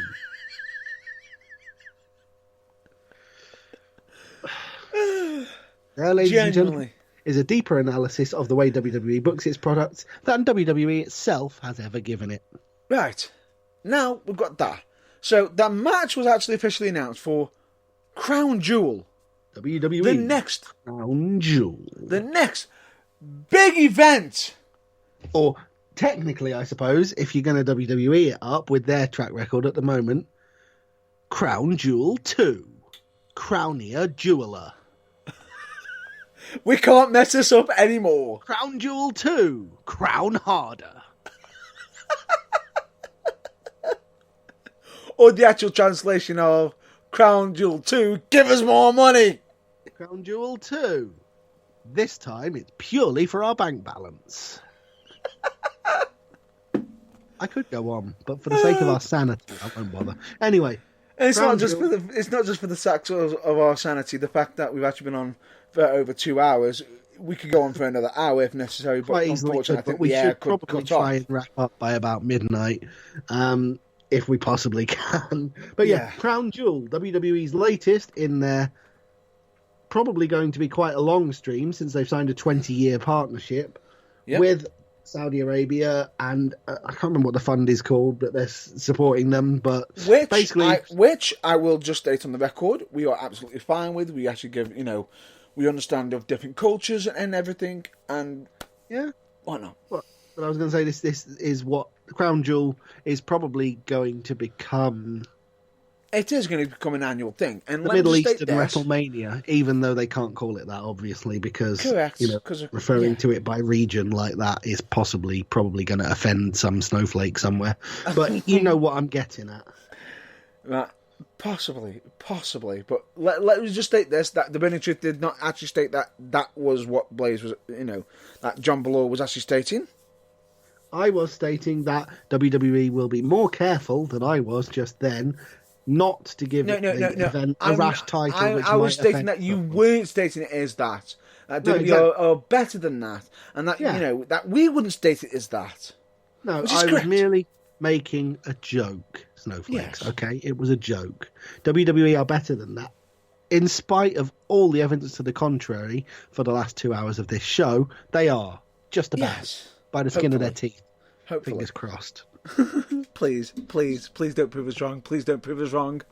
Anyway, yes. The point being, there's going to be a Crown Jewel probably every year for the foreseeable future. It's going to be a thing, so we might as well get used to it. Although, one thing I can't get used to... Yep. Do you know what day this year's event is on? Yes. Yeah, it's on Halloween, isn't it? Yes. The 31st of October. Yeah. Hold on. Record scratch noise. Did you say the 31st of October? Wait. Rewind. 31st. Thursday. That's a Thursday. What? Rewind. Surely you must be kidding. When does the pay-per-view normally happen? Sunday, since time immemorial. And what But day no. is Halloween on? Thursday. And when is Crown Jewel? Thursday. It's not a pay-per-view. It's not an actual official event. Sorry, it No, it's doesn't not a count. pay-per-view, it's a WWE Network special. Exclusive. Yeah. Which is what they're actually probably going to be dubbing it as. Probably. But anyway, Yeah. So yeah. But either way, it's going to I've be been a big event. trying in the background the whole show to come up with an alliterative name like Tuesday in Texas for this show. Thursday in something Saudi Arabian and non-offensive that begins with T, and I flat out can't. I can't even just not come up with an overly let's offensive just one. not. So I singly Let's just cannot not. come up with a suitable name. So, Let's not- by the way, let's- if you can, and you can keep it clean and non-offensive, And professional. get me out of a hole here on the social media for the Burning Truth, please. No offensive, keep it clean. I genuinely want to know. The show that WWE did on Tuesday was called Tuesday in Texas. So if they were going to go down that route and call it Thursday in something, No, I assume simple. beginning Simple. with T. I know exactly how to do it. How? Thursday at Crown Jewel. We're sticking with that. It's probably better than what WWE would have come up with given their recent track record. Let's leave it there. Yeah, let's leave it there. Let's move on. There you go. There's your save for you. Saved. But anyway, the matches that have been announced for this event, we've got Team Hogan versus Team Flair, with them not actually wrestling on the event. Oh, yeah. Fine. Oh, I've got to point this out. Sorry, massive bugbear. Bit of a soapbox, this. What did you describe that match as? Team Hogan versus Team Flair. Yes. Are you paying attention, Miz? Yeah. It is Team Hogan versus Team Flair. It is not one bit of a song.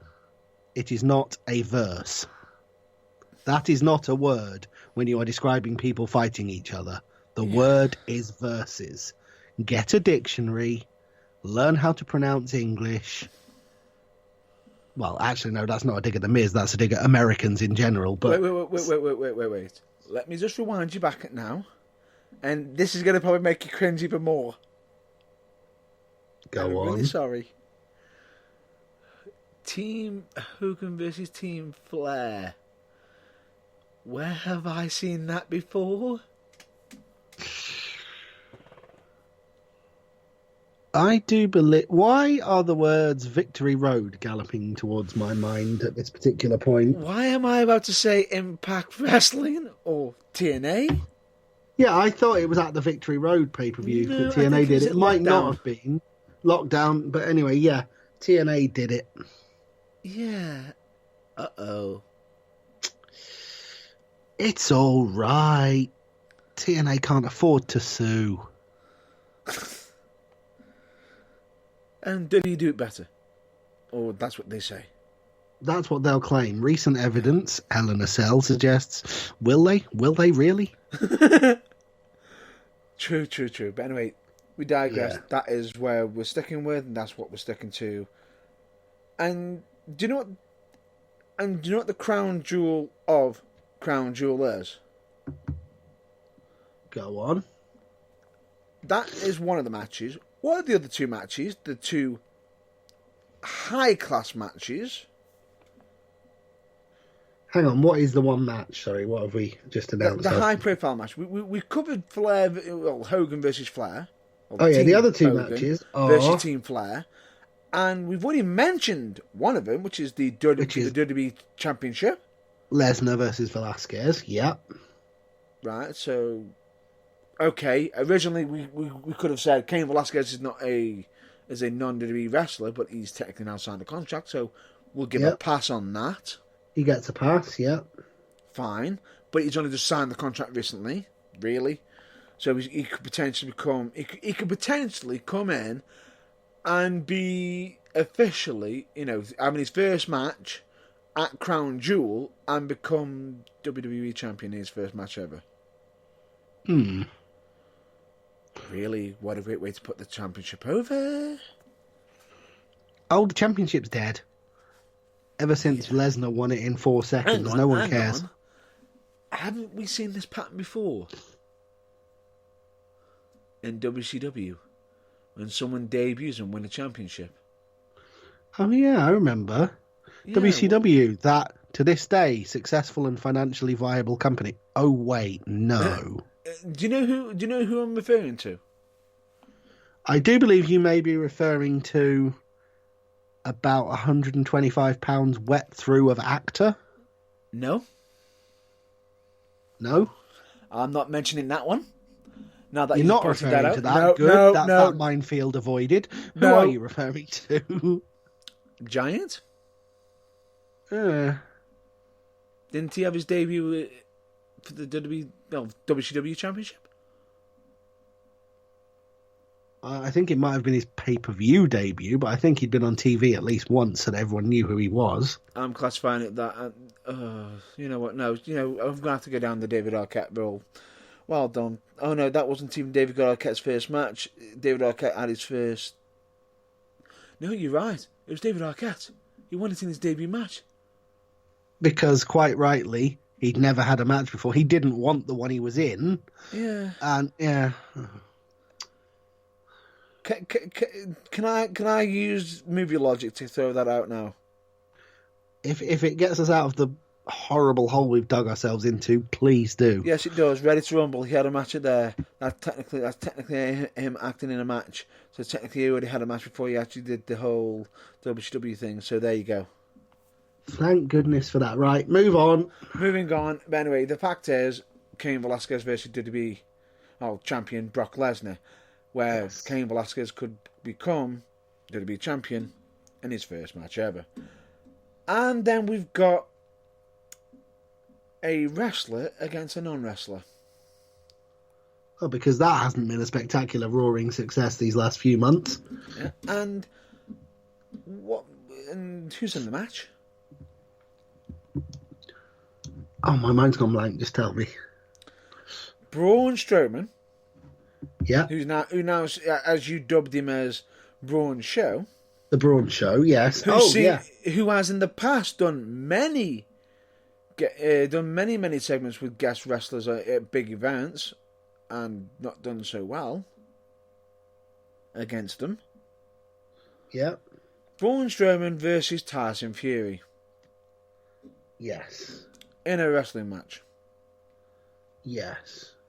Now, Tyson Fury's manager is saying he's not happy to have Tyson Fury in a wrestling match against Braun Strowman because he could potentially risky. Yes, but he is happy with it because in the fact of he says the one thing that Tyson Fury is great at, and this is from a manager. The manager meant to be promoting him.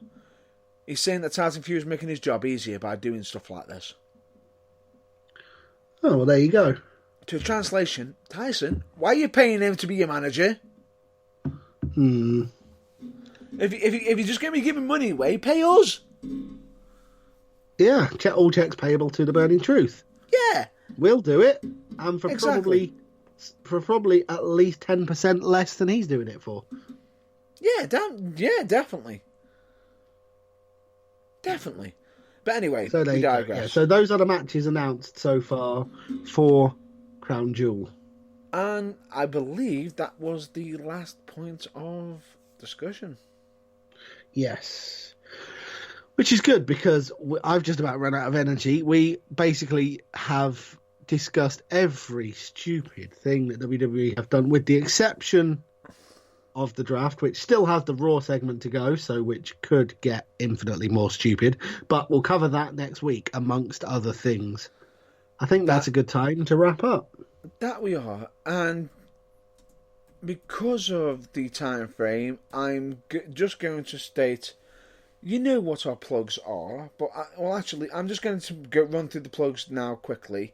If I'm not doing it in the usual fashion, or JB isn't jumping in, for certain ones. I'm just going to get through them quickly. No, I'm not going to say a thing. I'm just going to let you get through them as quick as you can.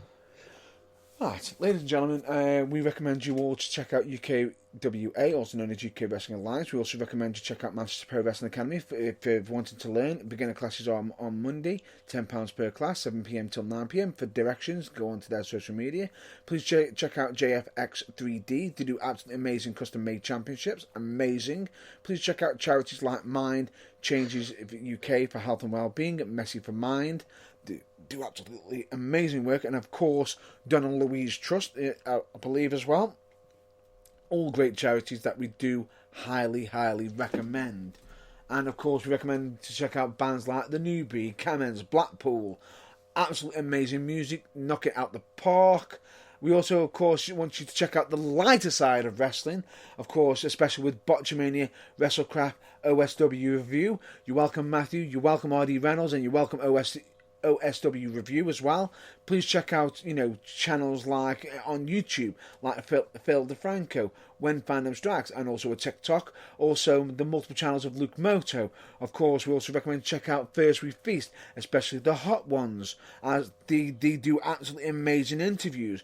We also recommend you check out fellow podcasts and broadcasts like Pull and Pass Radio Show, which is hosted by none other than Magic Mark Adams. We also recommend you check out We the Independents. Amazing interviews on there. Amazing. They're doing absolutely amazing work. The fact that they're actually working with Equity and they're trying to do something amazing for the UK independent scene. Please check it out. We also recommend you check out Train Pop Culture podcast, as they always bring up interesting topics, especially with wrestling. Also Marvel. They also do general talks of different stuff as well. I recommend them, which is on Podbean. I also would like to give a massive shout out to Think Wrestling. You know who hosts that? Oh yes. Which is none other than Mr. Tom Baker. Absolutely amazing guy. Recommend you check him out.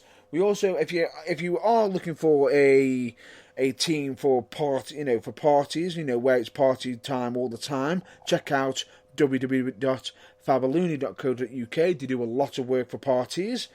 Just check them out on there. We also recommend you check out Kayfabe Music UK, especially for custom made music. They did our intro and the song that you'll be listening to at the end of the show. Of course, I believe even myself I've also been in touch with them. And as for what that is, you'll have to find out in the future when it's all revealed. Of course, we recommend you check out Turnbuckle TV, which has got 30 plus wrestling companies on there for just $3.99, which is basically £1 a week. Better value you will not find. Damn right. Of course, we also recommend you to check out, of course, your local wrestling shows. Case in point, United Wrestling, Academy Pro Wrestling, Future Championship Wrestling, Fusion Pro Wrestling, The Barracks Wrestling, Pro Wrestling for You. Of course, Preston City Wrestling, Falling Star Wrestling, and of course, Future Shock Wrestling. Have I missed any? Plenty, but don't forget there's also a way that you can look up where your nearest wrestling show is on the internet, and it's free. Of course. Or better yet, on your mobile device, which is actually on an app called none other than Babyface Wrestling UK, which is free, of course. And you can also follow companies, so you can always be up to date with the latest events and everything. And you can also see what's going on. You can also follow your wrestlers. Basically, why don't you hop on there and give a bit of a follow to Matt Burns, of course, and of course UKWA as well. I'd greatly appreciate that myself personally. Thank you if you do. If you already do, thank you. Of course, you can also check out the Burning Truth website, which is www.theburningtruthuk.com. You know what's on there. And of course, we always state on there, if you go onto the link section, please understand that we cannot be held responsible for external websites. And of course, check out all of our social media, which the locations are, and we've also got some past episodes on Spotify. I think that's a wrap. Good work on the Speedy Mentions. We will see you next week talking all things the draft. We might even get a chance to mention AEW and NXT, plus whatever else turns up in the week. Trust me, there'll be something. I think that pretty much nails it. Exactly. We would have covered the NXT versus AEW stuff, but unfortunately, due to time restraints, we can't.